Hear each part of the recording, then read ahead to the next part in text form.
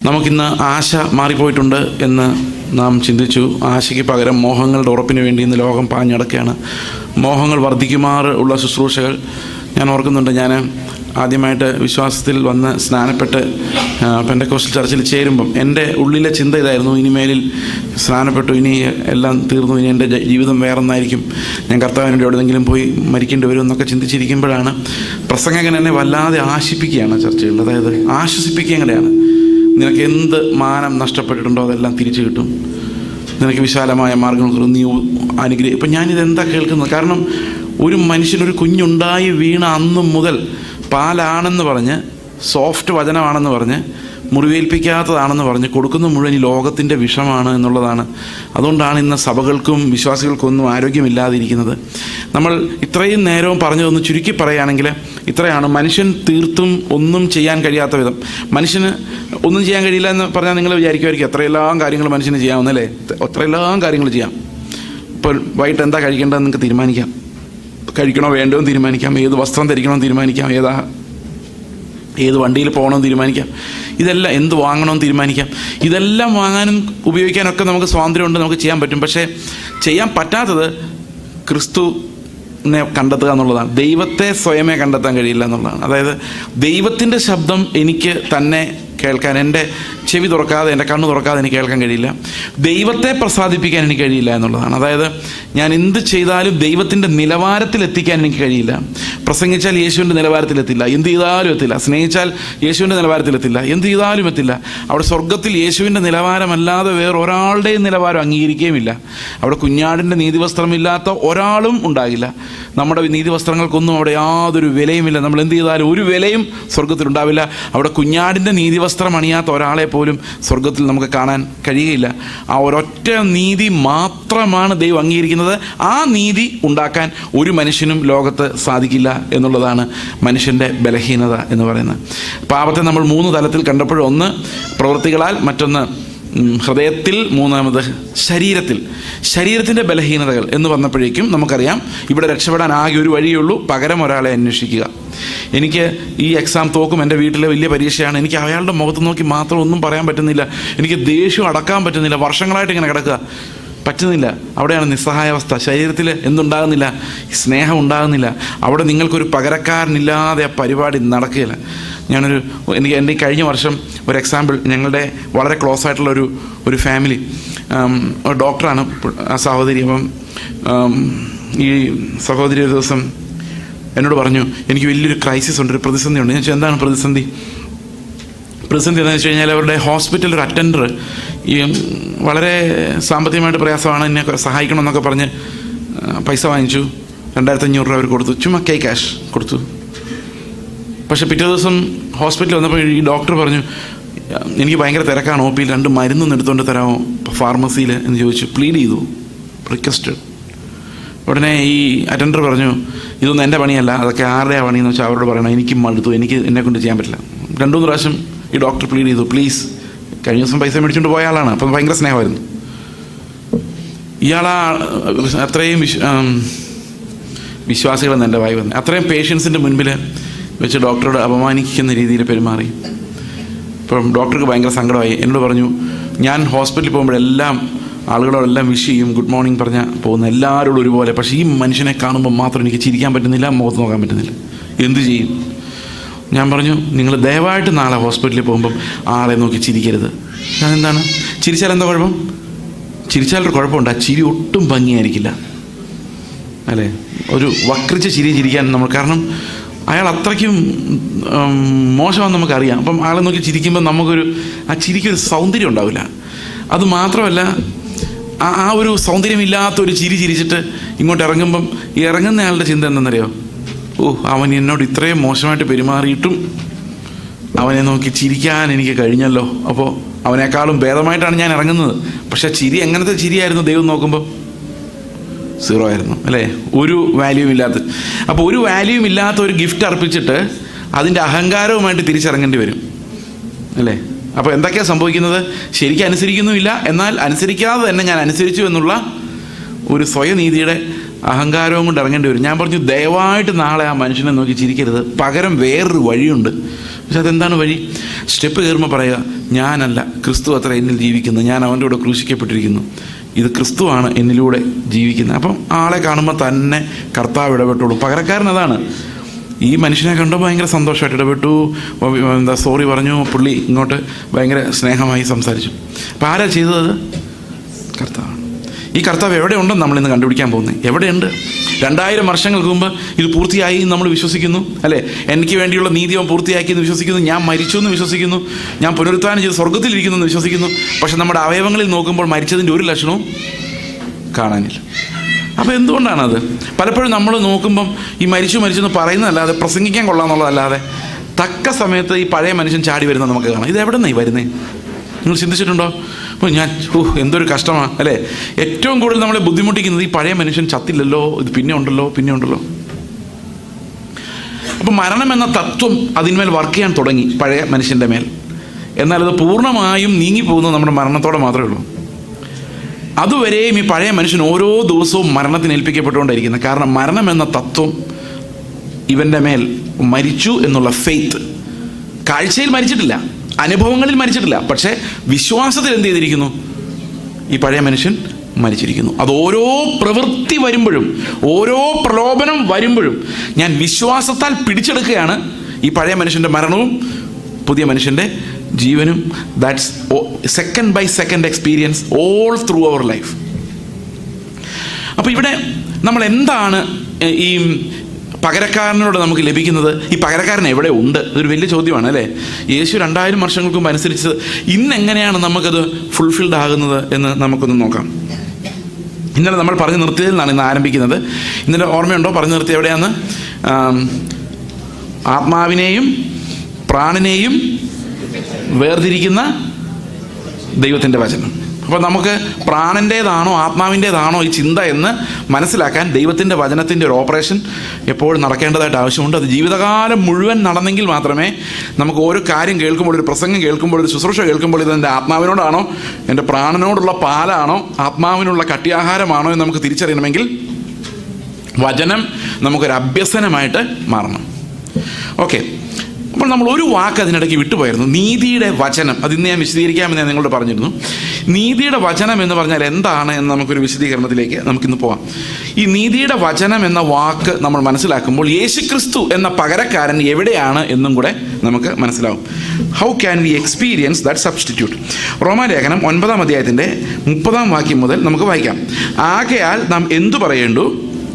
നീതിയെ പിന്തുടരാത്ത ജാതികൾ നീതി പ്രാപിച്ചു, വിശ്വാസത്താലുള്ള നീതി തന്നെ. നീതിയുടെ പ്രമാണം പിന്തുടർന്ന ഇസ്രായേലോ ആ പ്രമാണത്തിൽ എത്തിയില്ല. എന്തുകൊണ്ട്? വിശ്വാസത്താലല്ല, പ്രവൃത്തികളാൽ അന്വേഷിച്ചുകൊണ്ട് തന്നെ അവർ ഇടർച്ചക്കല്ലിന്മേൽ തട്ടി ഇടറി. അപ്പോൾ ഒരു വലിയ കല്ലിരിപ്പുണ്ട്, അതിൻ്റെ പേര് ഇടർച്ചക്കല്ലെന്നാണ്. അത് ആരാ തട്ടി വീഴുന്നതെന്നറിയോ? പ്രവർത്തിക്കുന്നവരാണ് തട്ടി വീഴുന്നത്, വിശ്വസിക്കുന്നവരല്ല. ഉദാഹരണത്തിന് ഇത് അതുകൊണ്ടാണ് ജാതികൾക്ക് നീതി ലഭിക്കുകയും പരീശന്മാർക്ക് ആ നീതി ലഭിക്കാതെ പോവുകയും ചെയ്തത്. ഞാൻ ഇന്നലെ നിങ്ങളോട് പറഞ്ഞു, ഒരു പെന്തക്കോസ്തുകാരനെ യാക്കോബക്കാരനായിട്ട് കമ്പയർ ചെയ്ത് വെയിറ്റ് എടുക്കുന്ന കാര്യം ഓർമ്മയുണ്ടോ? ഇപ്പം നമ്മുടെ അതേ ഉദാഹരണം ഈ പ്രവൃത്തിയാൽ അന്വേഷിക്കുന്ന യഹൂദനും വിശ്വാസത്താൽ ഇത് കിട്ടിയ ജാതിയെയും താരതമ്യപ്പെടുത്താൻ വേണ്ടി നമുക്കൊന്ന് ചിന്തിച്ച് നോക്കാം. യഹൂദൻ ഇങ്ങനെ എല്ലാ പ്രമാണങ്ങളും എത്രയുണ്ട് ഓർമ്മയുണ്ടോ? എത്രയുണ്ട്? 613. 613 പ്രമാണങ്ങൾ ഇവനിങ്ങനെ അനുസരിച്ച് എന്ത് കഷ്ടപ്പെട്ട് കാണും, അല്ലേ? സത്യം പറഞ്ഞ് ന്യായപ്രമാണം അനുസരിക്കാൻ വേണ്ടി ഒരു പാട് ഓർക്കുമ്പം അവൻ എന്തെങ്കിലും സ്വർഗം കൊടുത്തില്ലെങ്കിൽ എന്തെങ്കിലുമൊക്കെ കൊടുത്തു പോകും. അത്ര കഷ്ടപ്പെട്ടാണ് അവൻ 613 കൽപ്പനകൾ അനുസരിച്ചിരിക്കുന്നത്. അത് വളരെ വലിയ അഭ്യസനമാണ്. അവൻ ഓരോ കൽപ്പന അനുസരിക്കുമ്പോഴും, നിങ്ങൾക്കറിയാം, ഓരോ കൽപ്പന അനുസരിക്കുമ്പോഴും അനുസരിക്കാത്തവരോടുള്ള പുച്ഛം നമ്മുടെ ഉള്ളിൽ വളർന്നു വരും. ഒന്നും വേണ്ട, ട്രാഫിക്കിൽ നമ്മൾ ഓടിച്ചുകൊണ്ടിരിക്കുമ്പം ഒരുത്തൻ ട്രാഫിക്ക് തെറ്റി ഓടിച്ചാൽ നമുക്ക് അവനോട് എന്താ തോന്നുന്നത് പറ? എന്തോ ഒരു സ്നേഹമാണ് തോന്നുന്നറിയോ? സ്നേഹമാണോ തോന്നുന്നത്? എന്നേക്കാൾ മോശമായ ഒരാളെ കണ്ടതിൽ ആശ്വാസം ഉള്ളിലുണ്ട് ശരിക്കും. കാരണം നമ്മൾ കമ്പാരിസണിലാണ് നമ്മൾ പിടിച്ചു നിൽക്കുന്നത്. അവനേക്കാളും ഞാൻ ഭേദമാണല്ലോ എന്നുള്ളതാണ് എൻ്റെ ഏറ്റവും വലിയ ആശ്വാസം. അപ്പോൾ ഒരു മനുഷ്യൻ അങ്ങനെ ചെയ്തു കഴിയുമ്പോൾ നമുക്ക് ഉടനെ നമ്മുടെ സ്വയനീതി വർക്ക് ചെയ്യും. ഞാനങ്ങനെ ചെയ്യില്ല കേട്ടോ, ഐ ആം ഡിഫറെൻറ്റ് കേട്ടോ. അപ്പോൾ ഇവനെ പോലെ ഞാൻ അല്ലായികയാൽ നിന്നെ ഒരൊറ്റ സൽപ്രവൃത്തി ചെയ്താൽ മതി. അത് ഞാൻ ഇന്നലെ പറഞ്ഞു, ഒരു ഫാൻ മേടിച്ചൊരു ചർച്ച കൊടുത്താൽ മതി, അതിൻ്റെ ഗമ പോലെ. അപ്പം എന്തെങ്കിലും ഒരു സൽപ്രവൃത്തി ചെയ്തു കഴിഞ്ഞാൽ അത് ചെയ്യാത്തവനെ എപ്പോഴും നമ്മൾ നോക്കിക്കൊണ്ടിരിക്കും. കാരണം അവനെ നോക്കുന്നത് നമുക്ക് ആശ്വാസം. മുകളിലോട്ട് നോക്കി കഴിഞ്ഞാൽ നമ്മുടെ ഉള്ള ആശ്വാസമല്ല അപ്പോൾ ഇവിടെ എന്താ ചെയ്യുന്നതെന്ന് വെച്ച് കഴിഞ്ഞാൽ, ഈ യഹൂദന്മാർ ഓരോരോ പണി ചെയ്യുമ്പോഴും അവർ വിചാരിക്കുന്നത് ഞങ്ങൾ ദൈവത്തിൻ്റെ പ്രിയന്മാരായി മാറിക്കൊണ്ടിരിക്കുകയാണെന്ന്. അപ്പോൾ 5 കിലോ പൊക്കി 10 കിലോ ഇങ്ങനെ വെയിറ്റ് എടുത്തെടുത്ത് പൊക്കിക്കൊണ്ടിരിക്കുക. അപ്പം ജാതി ഇപ്പുറത്ത് ഇങ്ങനെ നോക്കി നിൽപ്പുണ്ട്, അവൻ ഒരു പണിയും ചെയ്യുന്നില്ല. അപ്പോൾ ഇവൻ ആലോചിക്കുന്നുണ്ട്, ഞങ്ങൾ ദൈവത്തിൻ്റെ ആൾക്കാരാണ്, ഞങ്ങളിതെല്ലാം ചെയ്യുന്നുണ്ട്. അവന്മാരെ കണ്ടോ, അവർ കണ്ടോ തലമുടി വെച്ചേക്കുന്നത് എങ്ങനെ നോക്കി, നമ്മൾ പറയത്തില്ലേ, അവൻ്റെയൊക്കെ വേഷം കണ്ടില്ലേ, അവനൊക്കെ റോഡിൽ കൂടെ കറങ്ങണോ, ഞങ്ങൾ കണ്ടോ കൃത്യസമയത്ത് എവിടെ നിന്നു. ഇന്ന് അവസാനത്തെ ദിവസം ആയതുകൊണ്ട് ഞാനിതങ്ങനെ പറയുന്നത്. അപ്പം നാളെ കൃത്യസമയത്ത് വരാതിരിക്കില്ലല്ലോ ഇനി എന്ന് പറഞ്ഞാൽ വന്നില്ലെങ്കിലും കുഴപ്പമില്ല. ഓക്കെ, അപ്പോൾ നമ്മളിങ്ങനെ കുറേ കാര്യങ്ങൾ വെച്ച് മറ്റുള്ളവരെക്കാളും നമ്മൾ ആരായി മാറി? നന്നായി മാറി അല്ലേ? ഇപ്പോൾ ഓരോ പ്രവൃത്തികളും നമുക്ക് എന്തുണ്ടാക്കി? ഇങ്ങനെ ഉണ്ടാക്കി സ്വയനീതി ഉണ്ടാക്കി നമ്മൾ പ്രവൃത്തികളാൽ ബെറ്ററായി 10 കിലോ എടുത്തു, 50 കിലോ എടുത്തു, 100 കിലോ എടുത്തു, അവസാനം 150 കിലോ എടുത്ത് പൊക്കി ഇങ്ങനെ നിൽക്കുകയാണ്. അവനെയാണ് പരീശൻ എന്ന് വിളിക്കുന്നത്. കഠിനാധ്വാനിയാണ്. ഇപ്പോഴത്തെ ഒരു ചുങ്കക്കാരനുണ്ട്, 1 കിലോ പോലും അവൻ്റെ ജീവിതത്തിൽ കൈകൊണ്ട് തൊട്ടിട്ടില്ല. ഇവിടെ നീതി അന്വേഷിക്കാത്ത ഒരു ജാതിയനും നീതിയിൽ ഇങ്ങനെ പ്രവർത്തിച്ച് അഭ്യസനം വന്ന ഒരു യഹൂദനും, നിങ്ങൾ യേശുക്രിസ്തുവിൻ്റെ സ്ഥാനത്ത് വന്ന് ഇറങ്ങി വന്ന അവരിൽ ആരായിരിക്കും ഇഷ്ടപ്പെടുന്നത്?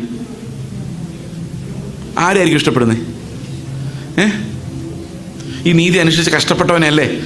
അല്ലെ, നമ്മളെല്ലാം നീതിമാനെന്ന് വിളിക്കുന്ന ആരെയായിരിക്കുള്ളൂ? പക്ഷെ ദൈവം സ്വർഗത്തിൽ നോക്കി അവൻ തീരുമാനിച്ചു ഇവനെ കൊണ്ടുപോകാൻ പറ്റത്തില്ല. എന്താ കാര്യം എന്നറിയോ?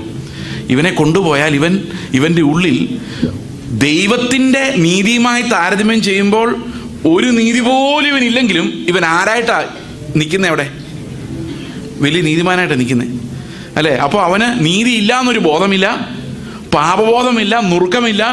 അവൻ അതിൽ തികഞ്ഞു എന്ന് വിശ്വസിച്ചിരിക്കുക. അവനെ എങ്ങോട്ട് കൊണ്ടുപോകാൻ പറ്റില്ല. അവനെ സ്വർഗത്തിൽ കൊണ്ടുപോയാൽ ലോകത്തിലെ ഏറ്റവും വലിയ അഹങ്കാരിയായിരിക്കും സ്വർഗത്തിൽ കൊണ്ടുപോകുന്നത്. അപ്പോൾ ഇതിൻ്റെ പ്രശ്നം എന്താണെന്ന് വെച്ച് കഴിഞ്ഞാൽ, കൽപ്പനകൾക്കൊരു വലിയ പ്രോബ്ലം ഉണ്ട്. കൽപ്പന ഒരുത്തൻ അനുസരിച്ചാൽ അവൻ സ്വയനീതിക്കാരൻ, അനുസരിച്ചില്ലെങ്കിൽ അവൻ പാപി. എങ്ങനെ മനുഷ്യരെ രക്ഷിക്കും? പറ. ഇതാണ് മനുഷ്യന് മനസ്സിലാകാത്തൊരു പ്രശ്നം. 613 കൽപ്പന കൊടുത്ത് അതെല്ലാം അനുസരിച്ചവൻ പരീശൻ, ഒന്നും അനുസരിക്കാത്തവൻ പാപി. ഇവരിൽ ആരെ സ്വർഗത്തിൽ കൊണ്ടുപോകാൻ പറ്റും? ആരെയും കൊണ്ടുപോകാൻ പറ്റില്ല. അതിൻ്റെ കാര്യം, അനുസരിക്കുന്നവരെ ആരായി മാറുന്നു? അവർ സ്വയനീതിക്കാരും മറ്റുള്ളവരെ വിധിക്കുന്നവരും സ്നേഹമില്ലാത്തവരും. ഞാൻ എൻ്റെ കഥ കഴിഞ്ഞ മുമ്പത്തെ ദിവസം പറഞ്ഞപ്പോൾ ഞാൻ പറഞ്ഞൊരു കാര്യമാണ്, നന്നാകാൻ വേണ്ടി നിയമങ്ങൾ അനുസരിച്ച് ഓരോരോ നിയമങ്ങൾ അനുസരിക്കുമ്പോഴും നിയമം അനുസരിക്കാത്തവരോടുള്ള പുച്ഛം, വിഷമം, ദേഷ്യം, അവൻ എന്താ നിയമം അനുസരിച്ചാൽ എന്നുള്ള ആ ഒരു ചോദ്യം എൻ്റെ ഉള്ളിൽ വളർന്നു വന്ന് എല്ലാവരെയും വെറുക്കുന്ന ഒരാളായിട്ട് ഞാൻ മാറി. ഇതാ പരീശന്മാർക്ക് സംഭവിക്കുന്നത്. കൽപ്പനകൾ അനുസരിക്കുന്നതോറും അനുസരിക്കാത്തവരോട് നമുക്ക് പുച്ഛം ഉണ്ടാവില്ലയോ? അപ്പം മനുഷ്യരെ പകയ്ക്കുന്ന ഒരുത്തനെ വേണം കർത്താവിനെ എവിടെ കൊണ്ടുപോകാൻ? സ്വർഗത്തിൽ കൊണ്ടുപോകാൻ. ഇപ്പം ഇവനെ എങ്ങനെ രക്ഷിക്കാം? സ്വയനീതി ഉണ്ടാകരുത്. Okay, point number 1. 2, പാപി ആയിരിക്കുകയും ചെയ്യരുത്. കൽപ്പന അനുസരിക്കുകയും വേണം, എന്ന സ്വയനീതി ഉണ്ടാവുകയും ചെയ്യരുത്. എങ്ങനെ? കർത്താവിൻ്റെ പ്ലാൻ എന്താ? നമ്മുടെ പ്ലാൻ എന്തോ? നമുക്കൊരു പ്ലാനും ഇല്ല. ലോകത്തിലെ ഏത് ബുദ്ധിമാൻ ആലോചിച്ചാലും ഈ സമയത്ത് മനുഷ്യനെ രക്ഷിക്കാൻ ഒരു പദ്ധതിയില്ല. നിങ്ങൾ ബുദ്ധിയുള്ളവർ ആലോചിച്ചോ. കർത്താവിനൊരു പദ്ധതി ഉണ്ടായിരുന്നു. എന്താണെന്നറിയോ? ഈ 150 കിലോ എടുത്തു പൊക്കിയവനെയും 1 കിലോയും പൊക്കാത്തവനെയും ഒരുപോലെ രക്ഷിക്കാനൊരു പദ്ധതി ഉണ്ടായിരുന്നു. അതെന്തായിരുന്നു ചോദിച്ചു കഴിഞ്ഞാൽ, 2 പേർക്കും എടുത്താൽ പൊങ്ങാത്ത ഒരു 500 കിലോയുടെ വെയിറ്റ് കാണിച്ചു കൊടുക്കുക. ഇതെടുക്കാത്തവനൊന്നും സ്വർഗത്തിൽ കയറില്ല എന്ന് പറയുക. എന്ത് ചെയ്യും? ഇതാണ് എക്സാക്ട്ലി സംഭവിച്ചത്. ഇപ്പൊ പ്രവൃത്തിയാൽ എടുക്കുന്നവൻ 500 കിലോ എങ്ങനെ എടുക്കാൻ നോക്കിയെന്നറിയോ? അവൻ്റെ പ്രാക്ടീസ് എന്തോ? പ്രവൃത്തിയാൽ എടുക്കുക എന്നുള്ളത് അല്ലേ? അവൻ വന്നിട്ട് 500 കിലോ എടുക്കാൻ നോക്കിയിട്ട് ഒരു രക്ഷയില്ല. അപ്പോൾ ഒരു കാര്യം മനസ്സിലായി. നമ്മൾ എന്താ പറയുന്നത്? ദൈവം നമുക്ക് കൽപ്പന തന്നിട്ടുണ്ടെങ്കിൽ, അല്ലേ, നിങ്ങളിങ്ങനെ കേട്ടിട്ടുണ്ടോ പറഞ്ഞിട്ടുണ്ടോ എന്ന് പറയണേ. ദൈവം നമുക്കൊരു കൽപ്പന തന്നിട്ടുണ്ടെങ്കിൽ അത് നമുക്ക് അനുസരിക്കാൻ പറ്റുന്ന കൽപ്പനയെ തരുള്ളൂ. എത്ര പേര് എഗ്രി ചെയ്യുന്നുണ്ട്? ഞാൻ എഗ്രി ചെയ്യുന്നില്ല. കേട്ടോ ശരിക്കേ? ദൈവം നമുക്കൊരു കൽപ്പന തന്നിട്ടുണ്ടെങ്കിൽ നമുക്ക് അനുസരിക്കാൻ പറ്റുന്ന കൽപ്പനയെ തരുള്ളൂ. എത്ര പേര് വിശ്വസിക്കുന്നുണ്ട്? എത്ര പേര് അങ്ങനെ കരുതിയിട്ടുണ്ടായിരുന്നു? നമ്മളെല്ലാം ഒരു കാലത്ത് അങ്ങനെ കരുതിയിരുന്നു. പക്ഷെ ഒരു കാര്യം എനിക്ക് മനസ്സിലായെന്നറിയോ? ദൈവം കൽപ്പനകളെ വെളിപ്പെടുത്തുമ്പോൾ, അവൻ്റെ നീതിയെ വെളിപ്പെടുത്തുമ്പോൾ, അയ്യോ ദൈവമേ എന്ന് വിളിച്ച് അലറാവുന്ന രീതിയിലാണ് കൽപ്പനകൾ വെളിപ്പെടുത്തിയത്. എത്ര പേർക്ക് മനസ്സിലായി ഞാൻ പറഞ്ഞത്? അയ്യോ ദൈവമേ, ഞാൻ പാപിയാണേ എന്ന് അലറി വിളിക്കാവുന്ന രീതിയിലാണ് ദൈവത്തിൻ്റെ നീതി വെളിപ്പെട്ടത്. അനുസരിക്കാവുന്ന രീതിയിലല്ല. നിങ്ങളുടെ പിതാവ് സൽഗുണപൂർണനായിരിക്കുന്നത് പോലെ നിങ്ങളും സൽഗുണപൂർണരാകുവിൻ. അയ്യോ ദൈവമേ എന്ന് പറയുമല്ലാതെ. ഇവിടെയാണ് മനുഷ്യൻ ബ്രോക്കണാണ്. അതായത് യേശുവിൻ്റെ നീതിയുടെ മുമ്പിൽ എല്ലാ മനുഷ്യരും പരീശനും ചുങ്കക്കാരനും സകലരും ബ്രോക്കണാണ്. പക്ഷെ പരീശന്മാർക്ക് എന്ത് സംഭവിച്ചു കഴിഞ്ഞാൽ അവരുടെ പഴയ പ്രാക്ടീസ് വെച്ച് ഇത് അനുസരിക്കാൻ സാധിക്കുമെന്നവർ വിചാരിച്ചു, പ്രവൃത്തിയാൽ സാധിക്കുമെന്ന് വിചാരിച്ചു. എന്നാൽ അവരെ കൊണ്ടത് കഴിഞ്ഞില്ല. വിശ്വാസികൾ എന്ത് ചെയ്തു? ഈ ജാതികൾ എന്ത് ചെയ്തു? 500 കിലോ വേണമെന്ന് അത് വെളിപ്പെട്ട് കഴിഞ്ഞപ്പോഴേക്കും അവരുടെ ഉള്ളിൽ കരച്ചിലുണ്ടായി, നിലവിളിയുണ്ടായി. അയ്യോ ഞാൻ പാപിയായ മനുഷ്യൻ, എന്നെ സഹായിക്കണേ എന്ന് പറഞ്ഞു. അപ്പോൾ കർത്താവ് അവരെ രക്ഷിച്ചു. 500 കിലോ വെയിറ്റ് കണ്ട എന്ത് വിളിച്ചോണം? കർത്താവേ പാപിയായ എന്നോട്. ഇത് നിലവിളിപ്പിക്കാൻ വേണ്ടിയാണ് നീതി വെളിപ്പെട്ടത്. കാരണം യേശുവിൻ്റെ നീതി പ്രവൃത്തികളെ അല്ല ഉളവാക്കുന്നത്, യേശുവിൻ്റെ നീതി ഉളവാക്കുന്നത് വിശ്വാസത്തെയാണ്. അതുകൊണ്ടാണ് ദൈവത്തിൻ്റെ നീതി വിശ്വാസത്തിനായും അല്ല, വിശ്വാസം ഹേതുവായും വിശ്വാസത്തിനായിക്കൊണ്ടും. ആ വാക്യം ഒന്ന് ശ്രദ്ധിച്ചോ. അത് ഇംഗ്ലീഷിൽ ഇങ്ങനെയാണ്, for faith and from faith, അല്ല from faith and for faith എന്നാണ്. അതാണ് യഥാർത്ഥ translation. A righteousness of God was revealed for faith and from faith എന്ന് പറഞ്ഞ എന്താ അർത്ഥം? വിശ്വാസത്തിൽ നിന്നും വിശ്വാസത്തിന് വേണ്ടിയും. വിശ്വാസത്തിന് വേണ്ടി നീതി, വിശ്വാസത്തിൽ നിന്ന് നീതി. ചില ട്രാൻസ്ലേഷൻസിൽ ഇത് from one degree of faith to another degree of faith എന്നുണ്ട്. അത് തെറ്റാണ്. That's not the correct translation. മലയാളത്തിൽ കറക്റ്റായിട്ടാണ് ട്രാൻസ്ലേറ്റ് ചെയ്തിരിക്കുന്നത്, ഹിന്ദിയിൽ കറക്റ്റായിട്ടാണ് ട്രാൻസ്ലേറ്റ് ചെയ്തിരിക്കുന്നത്, ESV English standard version correct literally അങ്ങനെ തന്നെയാണ് ട്രാൻസ്ലേറ്റ് ചെയ്തിരിക്കുന്നത്. From faith and for faith ആണ്. വിശ്വാസത്തിൽ നിന്നും വിശ്വാസം ഉണ്ടാകുന്നതിനും. അതെങ്ങനെയാണ്? അതായത് ഒരു നീതി വെളിപ്പെടുമ്പോൾ, ശ്രദ്ധിക്കണം, ഒരു നീതി വെളിപ്പെടുമ്പോൾ ആ നീതിയിൽ നിന്ന് വിശ്വാസം ഉണ്ടാവുകയും ആ വിശ്വാസത്തിലൂടെ ഈ നീതി നമുക്ക് സ്വന്തമാവുകയും ചെയ്യുന്നു. അതാണ്.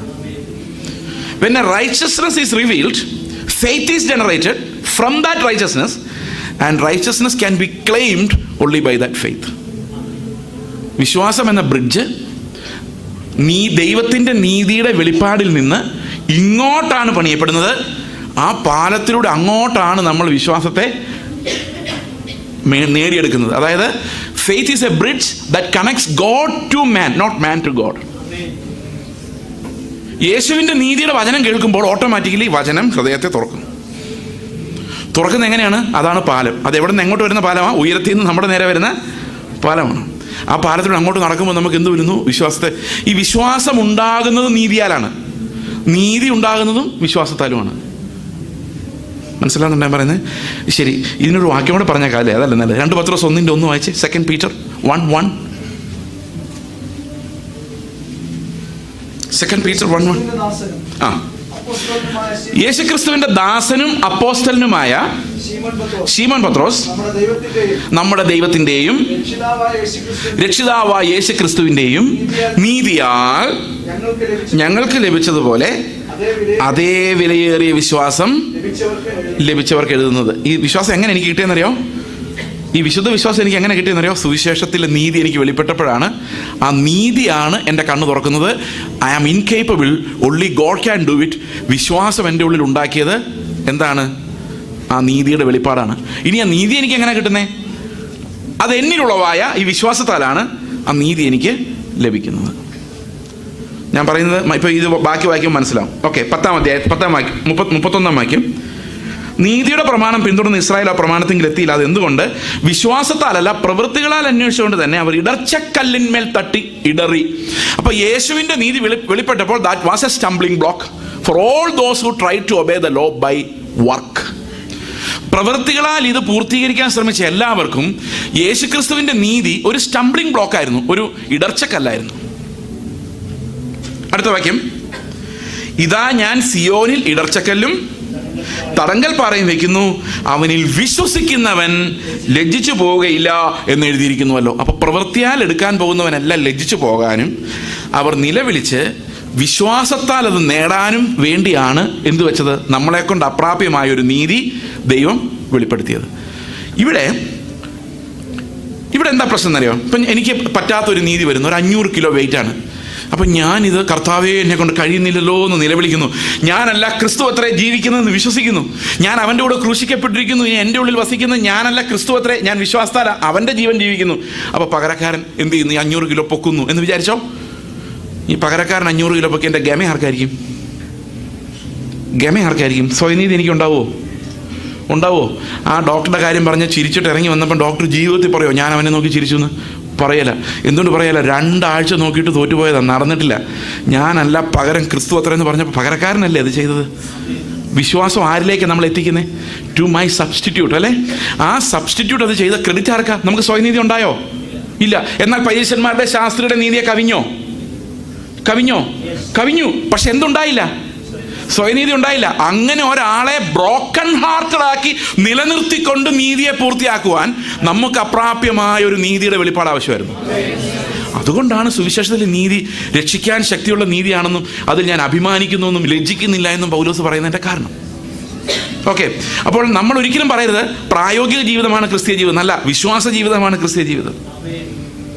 ഒരു കാരണത്തടിച്ചാൽ മറ്റേ കാരണം കാണിച്ചു കൊടുക്കുന്ന പ്രാക്ടിക്കൽ അല്ല, പക്ഷെ അത് വിശ്വാസമാണ്. ചത്താലും കുഴപ്പമില്ല എന്നുള്ള വിശ്വാസം. നമ്മൾ അങ്ങോട്ടാണ് ഇപ്പോൾ വരുന്നത്. Okay, Christian life can be exercised only by faith, not by anything else. വിശ്വാസമാണ് നമ്മളെ ആ പ്രവൃത്തിയിലേക്ക് നയിക്കുന്നത്. എന്ത് വിശ്വാസമാണെന്ന് നമ്മൾ ഈ കഴിഞ്ഞ ദിവസം പറഞ്ഞുകൊണ്ടിരുന്നത്.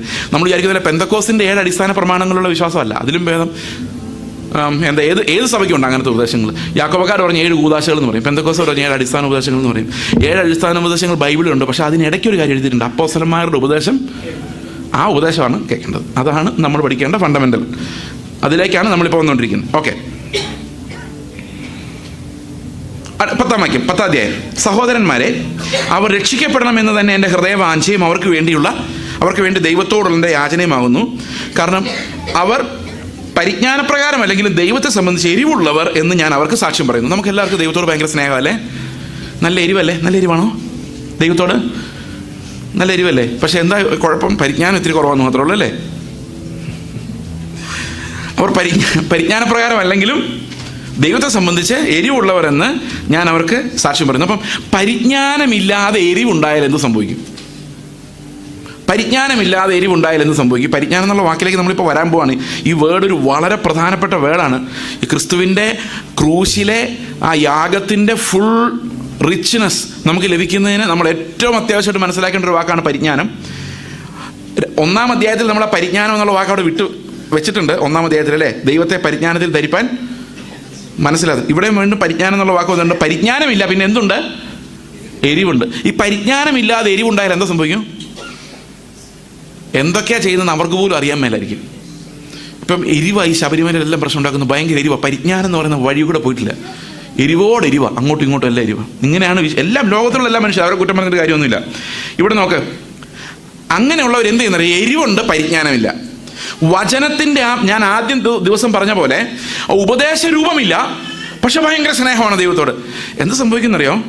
അവർ ദൈവത്തിൻ്റെ നീതി അറിയാതെ നമുക്ക് അപ്രാപ്യമായ സുവിശേഷത്തോട് വെളിപ്പെട്ട വിശ്വാസം ഉളവാക്കുന്ന, വിശ്വാസത്താൽ മാത്രം നേടാൻ കഴിയുന്ന ആ നീതിയെക്കുറിച്ച് ഒന്നും അറിയാൻ കഴിയാത്തവരായി സ്വന്തം നീതി സ്ഥാപിക്കാൻ അന്വേഷിച്ചുകൊണ്ട് ദൈവത്തിൻ്റെ നീതിക്ക് കീഴ്പ്പെടുന്നില്ല. ഫോർ എക്സാമ്പിൾ, ദശാംശം.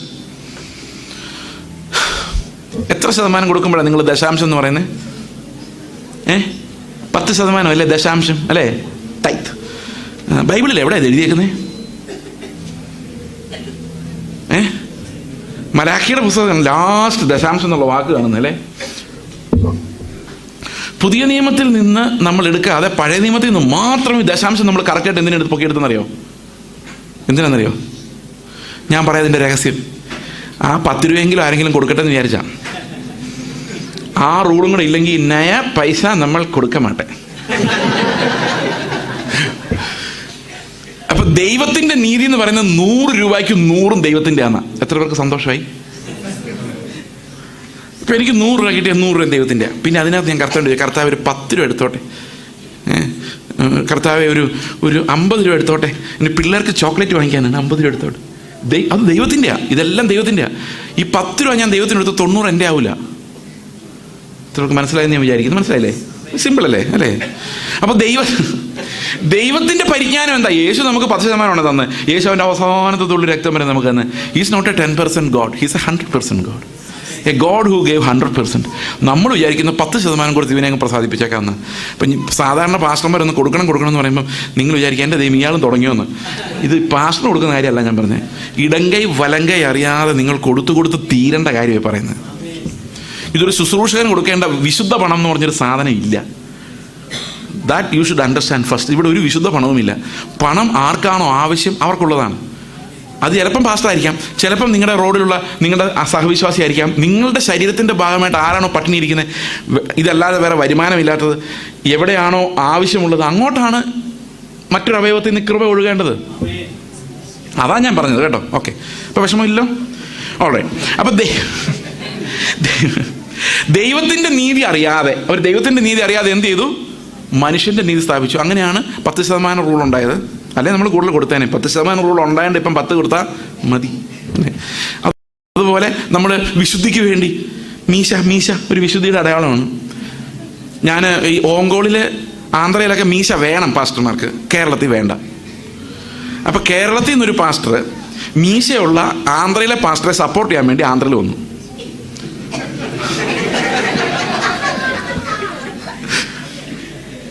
അപ്പം മീശ ഇല്ലാത്ത പാസ്റ്റർ കേരളത്തിലെ പാസ്റ്ററുടെ പൈസ ഉണ്ട്, മീശ ഉള്ള ആന്ധ്രയിലെ പാസ്റ്ററുടെ പൈസ ഇല്ല. അപ്പം കേരളത്തിലെ പാസ്റ്റർ പറഞ്ഞു, ഞാൻ നിനക്ക് എത്ര വേണേലും, ഞാൻ ഇപ്പോഴും ഓർക്കുന്നുണ്ട് എൻ്റെ കൺമുമ്പിൽ, എത്ര പൈസ വേണേലും ഞാൻ മാസം തരാം, മീശ എടുക്കണം. പുള്ളി പറഞ്ഞു, നിങ്ങൾ എത്ര തന്നാലും ഞാൻ മീശ എടുക്കൂല. മനുഷ്യൻ്റെ നീതി സ്ഥാപിക്കാം. എന്നോടൊരാൾ പറയാം, അപ്പം ഞാൻ ആന്ധ്ര ചെന്നപ്പോൾ എനിക്ക് ആദ്യം മീശ ഉണ്ടായിരുന്നു. അപ്പം കേരളത്തിലൊരു യോഗത്തിന് വന്നപ്പം ആ യോഗമൊക്കെ കഴിഞ്ഞിട്ട് എന്നോട് പറഞ്ഞു, ബ്രദറെ മണവാട്ടിക്ക് മീശ ഇല്ല കേട്ടോ എന്ന് പറഞ്ഞു.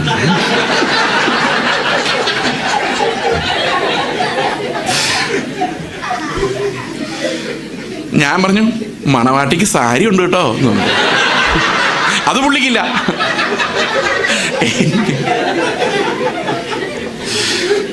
എരിവ് ഭയങ്കര, മണവാട്ടി ആകാൻ ഭയങ്കര ആഗ്രഹം. എങ്ങനെ ആകണ്ടെന്ന് അറിയാൻ മേല. എന്നാൽ പിന്നെ മീശ എടുത്തേക്ക, ഇനി എന്തൊക്കെ ചെയ്യുമെന്ന് അറിയാൻ മേല. അപ്പം ദൈവത്തിൻ്റെ നീതി അറിയാതെ പോയാൽ പിന്നെ എന്ത് ചെയ്യും? സ്വന്തം നീതി സ്ഥാപിച്ചുകൊണ്ടിരിക്കും. നമ്മളെക്കുറിച്ച് എങ്ങനെ പൗലോസ് ഇത്രയും നാൾക്ക് മുമ്പ് അറിഞ്ഞു തന്നല്ലേ? അല്ലേ? എത്ര 2000 വർഷങ്ങൾക്ക് മുമ്പ് IPC-കാരെ കുറിച്ചും ചർച്ച് ഓഫ് ഗോഡുകാരെ കുറിച്ചും എഴുതി വെച്ചിരിക്കുന്നുണ്ടല്ലേ?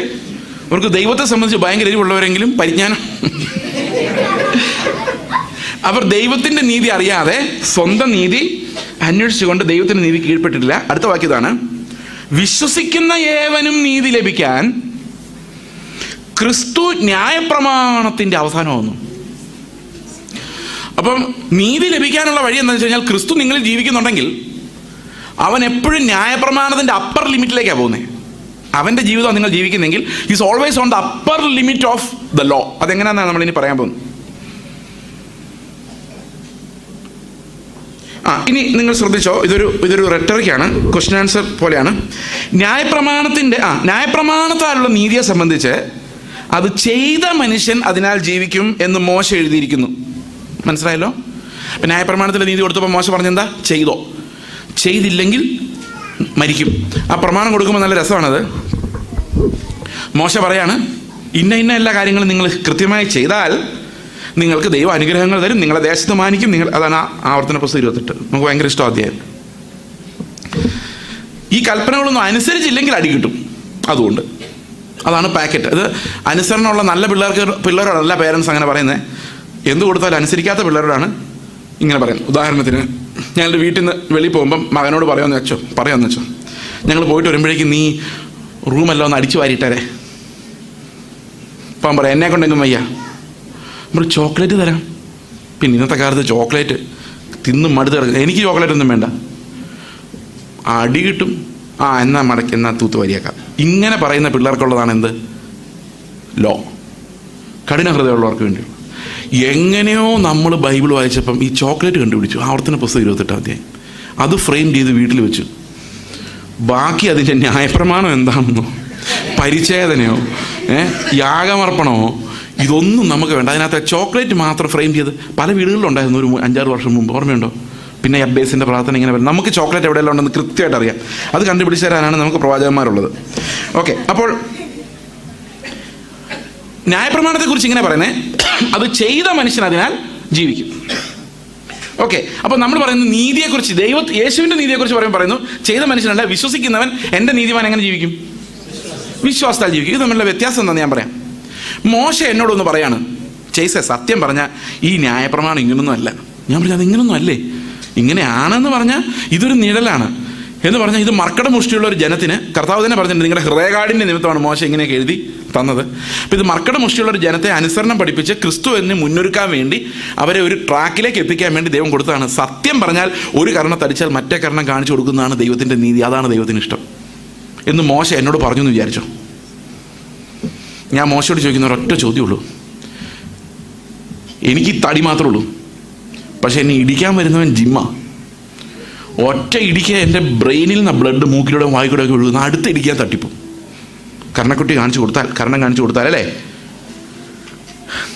ഞാൻ എൻ്റെ കർണം കാണിച്ചു കൊടുത്താൽ എനിക്ക് എന്ത് കിട്ടും? ഇതാണ് മോശയോടുള്ള എൻ്റെ ചോദ്യം. മോശയോടനെ ആവർത്തന പുസ്തകം എടുത്ത് നോക്കിയിട്ട് പറയും, നിൻ്റെ ആടുമാടുകൾ അനുഗ്രഹിക്കും, നിന്നെ ദേശത്ത് മാനിക്കും, നിന്നെ ഒരു അനുഗ്രഹ വിഷയമാക്കി വിട്ടും. ഞാൻ ചത്തുപോയിട്ട് തന്നെ എൻ്റെ ആടുമാടുകൾ അനുഗ്രഹിച്ച് എന്നെ ദേശത്ത് മാനിച്ചിട്ട് എന്നെ കഴിയും. ഇപ്പം മോശയോടെ ചോദിക്കും, ഞാൻ ചത്തുപോയിട്ട് എൻ്റെ ആടുമാടുകൾ അനുഗ്രഹിക്കുമോ? അതിലും ഭേദം എന്നെ അങ്ങ് അനുഗ്രഹിക്കുന്നതല്ലേ. അപ്പം മോശം പറയാം, അതാ ശരിയാ, എന്നാൽ പിന്നെ നീ ഒരെണ്ണം പൊട്ടിച്ചിട്ട് ഒരു കണ്ണെടുത്താൽ മറ്റേ കണ്ണെടുത്തിട്ട് ഓടിക്കും. കാരണം എന്താ? പ്രോമിസസ് കിടക്കുകയല്ലേ, അത് നിറവേറണമെങ്കിൽ നമ്മൾ ജീവനോട് ഇരിക്കണ്ടേ? പ്രിയ സഹോദരങ്ങളെ, നിങ്ങളോട് പ്രവാചകന്മാർ പറഞ്ഞിട്ടുള്ള പ്രോമിസുകളെല്ലാം നിറവേറുന്ന ഒരു 500 വർഷമെങ്കിലും നിങ്ങൾ ജീവിച്ചിരിക്കണം. അതുകൊണ്ട് പഴയ നിയമത്തിലെ ഏറ്റവും വലിയ പ്രതിസന്ധി എങ്ങനെ ജീവിച്ചിരുന്ന അവകാശങ്ങൾ പ്രാപിക്കാന്നുള്ളതാണ്. അതിനിടയ്ക്ക് ഒരു കർണം അടിച്ചാൽ മറ്റേ കർണം കാണിക്കാൻ പോയാൽ ചിലപ്പോൾ ഒരവകാശം കിട്ടാതെ അസ്തമിക്കും. അതാണ് പഴയ നിയമത്തിൻ്റെ നീതി വിത്ത് പ്രോമിസസ് ഹിയർ. അതുകൊണ്ടാണ് ദീർഘായുസ് അവിടെ ഒരു പ്രോമിസ് ആയിട്ടിരിക്കുന്നത്. കാരണം ഇത് അനുഭവിക്കണമെങ്കിൽ എന്ത് വേണം? ദീർഘായുസ് വേണം. യേശുവിൻ്റെ നീതി വെളിപ്പെട്ടപ്പം ഇങ്ങനെ തന്നെ, ഒരു കർണത്തടിച്ചാൽ മറ്റേ കർണം. ഞാൻ ഇപ്പം കർത്താവിൻ്റെ ചോദിക്കും, കർത്താവ് ഞാൻ തട്ടിപ്പോയ എന്ത് ചെയ്യും? കർത്താവ് പറയും, നീ എൻ്റെ കൂടെ പർദീസയിലിരിക്കും. അപ്പോഴാണ് ഞാൻ പറഞ്ഞത്, ആണോ? എന്നാൽ ഓക്കെ. അപ്പം ഈ കർണം കാണിച്ചു കൊടുക്കണമെങ്കിൽ എന്ത് വിശ്വാസം വേണം? മരിച്ചാൽ യേശുവിൻ്റെ കൂടെ ആയിരിക്കുമെന്ന് ഉറപ്പുണ്ടെങ്കിലേ എനിക്ക് എന്ത് ചെയ്യാൻ പറ്റുള്ളൂ? യേശുവിൻ്റെ നീതി എന്താണെന്ന് നോക്കാൻ പോലും പറ്റുള്ളൂ. അതാണ് വിശ്വാസത്താൽ വെളിപ്പെടുന്ന നീതി. എത്ര പേർക്ക് ഈ നീതിയോട് ആഗ്രഹം തോന്നുന്നുണ്ട്? ഈ ഞരക്കം, ഈ നീതിക്ക് വേണ്ടിയുള്ള ആഗ്രഹം, നീതിക്ക് വേണ്ടി വിശന്ന് ദാഹിക്കുന്നവനാണ് ദൈവം തൃപ്തി കൊടുക്കുന്നത്. അതായത് മത്തായിയുടെ സുവിശേഷത്തിലാണ് യേശു ക്രിസ്തുവിൻ്റെ ടീച്ചിങ് നമ്മൾ ആദ്യമായിട്ട് കേൾക്കുന്നത്. അവിടെ തുടങ്ങുന്നത് ഇങ്ങനെയാണ്, ആത്മാവിൽ ദരിദ്രരായവർ ഭാഗ്യവാന്മാർ എന്ന് പറഞ്ഞാൽ, നിങ്ങൾ ചേസ് എന്ന് പറഞ്ഞ ഒരുത്തൻ്റെ ജീവിതം കണ്ടിട്ടൊന്നും ആത്മദാരിദ്ര്യം അനുഭവിക്കുകയില്ല. ഓ ഇവനൊക്കെ എന്താണെന്ന് ചോദിക്കുള്ളൂ. പക്ഷേ യേശുവിൻ്റെ സുവിശേഷം, അവൻ്റെ നീതി നമുക്ക് വെളിപ്പെടുമ്പോൾ നമുക്കുണ്ടാകുന്ന ആദ്യത്തെ ഫീലിംഗ്, അയ്യോ ഞാൻ ദരിദ്രനെന്ന. അങ്ങനെ ഒരുത്തിന് തോന്നുന്നില്ലെങ്കിൽ അവന് വൈദ്യൻ അവനുള്ളവനല്ല, യേശുവിൻ്റെ മെഡിസിൻ അവന് പണി ചെയ്യുന്നില്ല എന്നതിനർത്ഥം. ഇത്രയൊക്കെ മനസ്സിലാവുന്നുണ്ട് ഞാൻ പറയുന്നത്? ഓക്കെ, അപ്പോൾ നമുക്ക് 10-ാം അധ്യായത്തിലേക്ക് തിരിച്ചു വരാം. വിശ്വാസത്താലുള്ള നീതിയോ ഈ വണ്ണം പറയുന്നു. 6-ാം വാക്യം, വിശ്വാസത്താലുള്ള നീതിയോ അത് ഈ വണ്ണം പറയുന്നു. എന്ത് പറയുന്നു? ക്രിസ്തുവിനെ ഇറക്കണമെന്ന് വിചാരിച്ച് ആർ സ്വർഗത്തിൽ കയറുമെന്നോ, ക്രിസ്തുവിനെ മരിച്ചവരിൽ നിന്ന് കയറ്റണമെന്ന് വിചാരിച്ച് ആർ പാതാളത്തിൽ ഇറങ്ങുമെന്നോ നിന്റെ ഹൃദയത്തിൽ പറയരുത് എന്ന് പറയുന്നു. ആര് പറയുന്നു? വിശ്വാസത്തിൻ്റെ നീതി പറയുന്നു. വിശ്വാസത്തിൻ്റെ നീതി എന്ത് പറയുന്നു? എന്ത് പറയരുതെന്ന് പറയുന്നു? യേശു 2000 വർഷങ്ങൾക്ക് മുമ്പല്ലേ ഇതൊക്കെ പൂർത്തീകരിച്ച് സ്വർഗത്തിൽ പോയത്.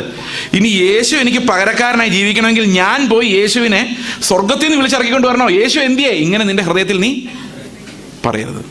എന്താ കാര്യം എന്നറിയോ?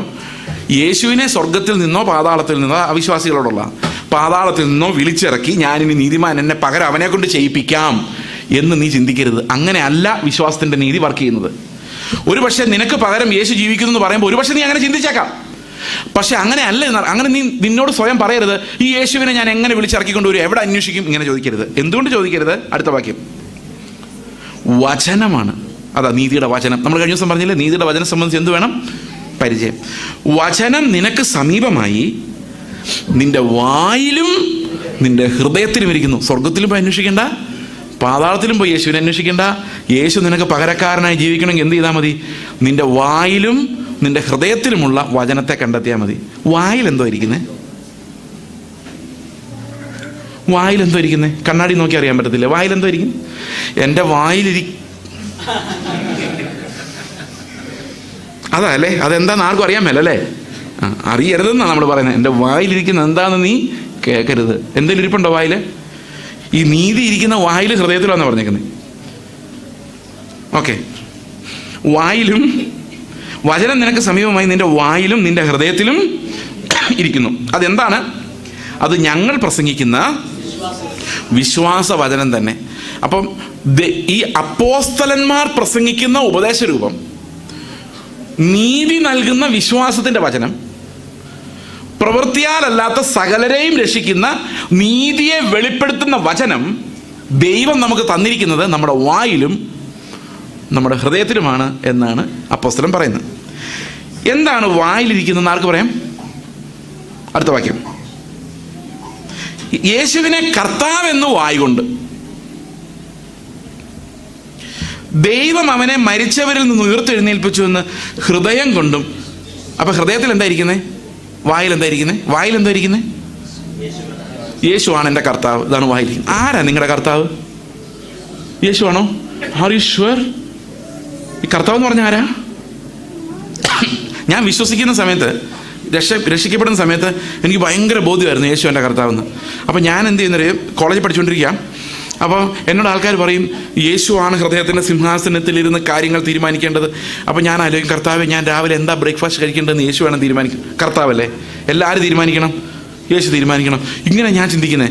ഞാൻ എന്നിട്ട് ഒരു ദിവസം എൻ്റെ അമ്മയോട് പോയി പറയാണ്, അമ്മ ഇങ്ങനെ എന്തോ പൊടിച്ചോണ്ടിരിക്കുക, എന്തോ പണി ചെയ്തുകൊണ്ടിരിക്കുകയാണ്, ഓർമ്മയില്ല. ഞാൻ ചെന്ന് പറഞ്ഞു, ഇനി അടുത്ത അവധിക്ക് ഞാൻ തിരിച്ചു വന്നില്ലെങ്കിൽ ഞാൻ സുവിശേഷവരേക്ക് പോയി എന്ന് വിചാരിച്ചോണം. കാരണം കർത്താവ് ചിലപ്പോൾ ഇങ്ങ് പോരേന്ന് പറഞ്ഞാൽ വീട്ടിൽ പോയി പെർമിഷൻ ചോദിക്കാനൊന്നും സമയം കിട്ടുന്നവരില്ല. കാരണം അതാണ് കർത്തൃത്വം. അന്നൊക്കെ അത്ര, അതായത് വിശ്വാസത്തിലേക്ക് വരുമ്പോൾ എന്നെ അങ്ങനെയാണ് ആളുകൾ പറഞ്ഞു തരുന്നത്. ഇതാണ് കർത്താവ് എന്ന് പറഞ്ഞു കഴിഞ്ഞാൽ അവൻ രാജാവാണ്, അവൻ്റെ ആജ്ഞകൾ അതുപോലെ തന്നെ. ഇപ്പം ഇറങ്ങിക്കോളാൻ പറഞ്ഞാൽ ബൈക്കും മടക്കി ഇറങ്ങാമെന്നുള്ളൂ. നിങ്ങൾ എന്താ പാസ്റ്ററെ 9:30 വരെ പ്രസംഗിക്കാന്ന് ചോദിക്കാൻ പറ്റില്ല. അതൊന്നും എന്നോട് പറഞ്ഞിട്ട് കാര്യമില്ല. കർത്താവ് പറഞ്ഞിട്ടുണ്ട് ഇറങ്ങിക്കോളാൻ പറഞ്ഞാൽ ഇറങ്ങിയേ പറ്റൂ. അതാണ് കർത്തൃത്വം. ഞാൻ കുറേ ആലോചിച്ചപ്പോൾ സൗണ്ട് പ്രൂഫ് ഉണ്ടല്ലോ അല്ലേ? ഈ കർത്താവ് ആരാന്ന് കണ്ടുപിടിക്കാൻ ഞാനൊരു പരീക്ഷണം ഡെവലപ്പ് ചെയ്തിട്ടുണ്ട്. അത് ഞാൻ നിങ്ങളോട് പറയാം. ഞാൻ പലയിടത്തും പറഞ്ഞിട്ടുള്ളതാണ്, പക്ഷെ നിങ്ങൾ കേട്ടിട്ടുണ്ടാവാൻ സാധ്യത വളരെ കുറവാണ്. നമ്മുടെ വീട്ടിലൊരു കല്യാണം നടക്കുന്ന സമയത്താണ് ശരിക്കും കർത്താവ് ആരാന്ന് മനസ്സിലാകുന്നത്. നിങ്ങളുടെ വീട്ടിലൊരു കല്യാണം നടക്കാൻ പോകുന്ന വിചാരിച്ചോ, നിങ്ങൾ ആദ്യം ആരോടായിരിക്കും ആലോചന ചോദിക്കുന്നത്? കല്യാണം വേണോ വേണ്ടയോ ചോദിച്ചു. ആരോടായിരിക്കും? ആലോചിച്ചോ. കഴിക്കാൻ പോകുന്നവരോട് ചോദിക്കുന്നതിന് മുമ്പ്, അതിനു മുമ്പ് നിങ്ങളുടെ മക്കൾക്ക് ഒരു ആലോചന വരുന്നത്, നിങ്ങൾ ആദ്യം ആരോട് ചോദിക്കും? മക്കളുടെ മുമ്പിൽ എത്തുന്നതിന് മുമ്പ് ഭാര്യയോട്, ഭാര്യയും ഭർത്താവും കൂടെ ആരോട് ചോദിക്കും? അതൊരു ശരീരമാണല്ലോ. ഏത് ദൈവത്തോട്? ഞാൻ പറയുന്നത് ശരിയാണെന്ന് മാത്രം നിങ്ങൾ പറഞ്ഞാൽ മതി. ഞാൻ വിചാരിക്കുന്നത് എങ്ങനെയാ? ആദ്യം ചോദിക്കുന്നത് ഐശ്വര്യത്തിൻ്റെയും സമ്പത്തിൻ്റെയും ദേവിയായ ലക്ഷ്മിയോടാണ്. എന്തോ ഉണ്ട് അവരുടെ വീട്ടിൽ സാമ്പത്തികം?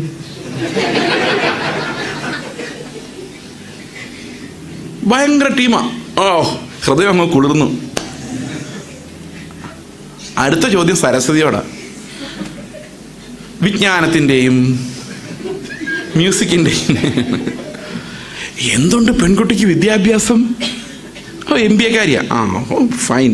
2 ദേവിമാരും അഗ്രി ചെയ്തു. ഇനി ഒരു വല്ലാത്തൊരു ചോദ്യമുണ്ട്. നമ്മുടെ ജാതിയാണോ? നമ്മുടെ ജാതിയാണോ നമ്മൾ ചോദിക്കുന്നത്? നമ്മുടെ കൂട്ടരാണോ? നമ്മുടെ കൂട്ടരാ. അപ്പൊ കുലദൈവങ്ങളും ഹാപ്പി.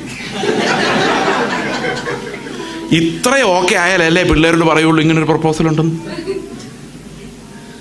സമ്മതിച്ചോ ഇല്ലയോ? ആരാ കർത്താവെന്നറിയോ? അവരിതിനെ പേര് വിളിക്കുന്നു, ലക്ഷ്മി, സരസ്വതി. നമ്മൾ പേര് വിളിക്കില്ല, കാരണം നമുക്ക് വിഗ്രഹങ്ങളില്ല. നമ്മൾ ഇതിനെ പേരില്ലാതെ തന്നെ കൊണ്ട് നടക്കുന്നവരാണ്.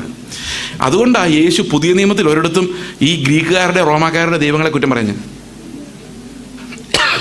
ഒരു ദേവന്മാരുടെയും കുറ്റം പറഞ്ഞിട്ടില്ല. നിങ്ങൾ ആലോചിച്ചെങ്കിൽ, ഞാൻ പലപ്പോഴും ആലോചിച്ചിട്ടുണ്ട്, അന്ന് റോമാക്കാർക്ക് 10,000 ദേവന്മാരും ദേവിമാരുണ്ട്, കഥകളുണ്ട്, സിയൂസ് ദേവനുണ്ട്. യേശു ഒരൊറ്റ ആളുടെയും കുറ്റം പറഞ്ഞില്ല. എന്താ കാര്യം എന്നറിയാമോ? ഈ ദേവന്മാരും ദേവിമാരും എല്ലാം മനുഷ്യരുടെ അധമ വികാരങ്ങളുടെ റിഫ്ലക്ഷനാണ്. പണമോഹമെങ്കിൽ അത്, മഹത്വത്തിൻ്റെ മോഹമെങ്കിൽ അത്, അതിനെല്ലാം ആളുവൽക്കരിച്ചിരിക്കുക അവര്. നമ്മൾ ആൾവൽക്കരിച്ചിട്ടില്ലെന്നേ ഉള്ളൂ, വ്യക്തിവൽക്കരിച്ചിട്ടില്ലെന്നേ ഉള്ളൂ. ഇതെല്ലാം നമ്മുടെ ഉള്ളിൽ അതിൻ്റെ ക്രൂഡ് ഫോമിൽ കിടപ്പുണ്ട്. അതുകൊണ്ട് കർത്താവ് പറയുന്ന ആ വിഗ്രഹം മാത്രം പോയിട്ട് കാര്യമില്ല, ഈ അകത്തുള്ള വിഗ്രഹങ്ങളുടെ തകരണം, എങ്കിലേ യേശു നമ്മുടെ കർത്താവായിട്ട് വരുള്ളൂ. ഇപ്പം മനസ്സിലായില്ലേ ഏകദേശം പോക്ക് എങ്ങോട്ടാന്ന്? ഇനി അടുത്തത്, ഹൃദയത്തിൽ എന്ത് വിശ്വസിക്കണം? പുനരുത്ഥാനത്തിൽ വിശ്വസിക്കണം. പുനരുത്ഥാനത്തിൽ നമ്മൾ ഹൃദയത്തിൽ വിശ്വസിച്ച് കഴിഞ്ഞാൽ നമുക്ക് നീതി ഉണ്ടാവും. ആ നീതി എങ്ങനെ ഉണ്ടാവുമെന്ന് ഞാൻ സാധാരണ ഇങ്ങനെ വര വരച്ച് കാണിക്കാറുണ്ട്. ഇത് യൂട്യൂബിലുണ്ട്, നിങ്ങൾക്ക് വേണേൽ കണ്ടാൽ മതി. അതുകൊണ്ട് ഞാൻ ഇവിടെ വര വരയ്ക്കാൻ ഉദ്ദേശിക്കുന്നില്ല. ജസ്റ്റ് ആ നീതി എന്താണെന്ന് മാത്രം ഞാൻ ഒരാളുടെ ലൈഫിലൂടെ ഒന്ന് എക്സ്പ്ലെയിൻ ചെയ്യാൻ ശ്രമിക്കാം. What is that righteousness that is freely given? Freely given. ബൈബിളിൽ നിന്നൊരു വാക്യം വായിക്കാം. ഫിലിപ്പിയ ലേഖനം 3:6. ഫിലിപ്പിയ ലേഖനം 3:6.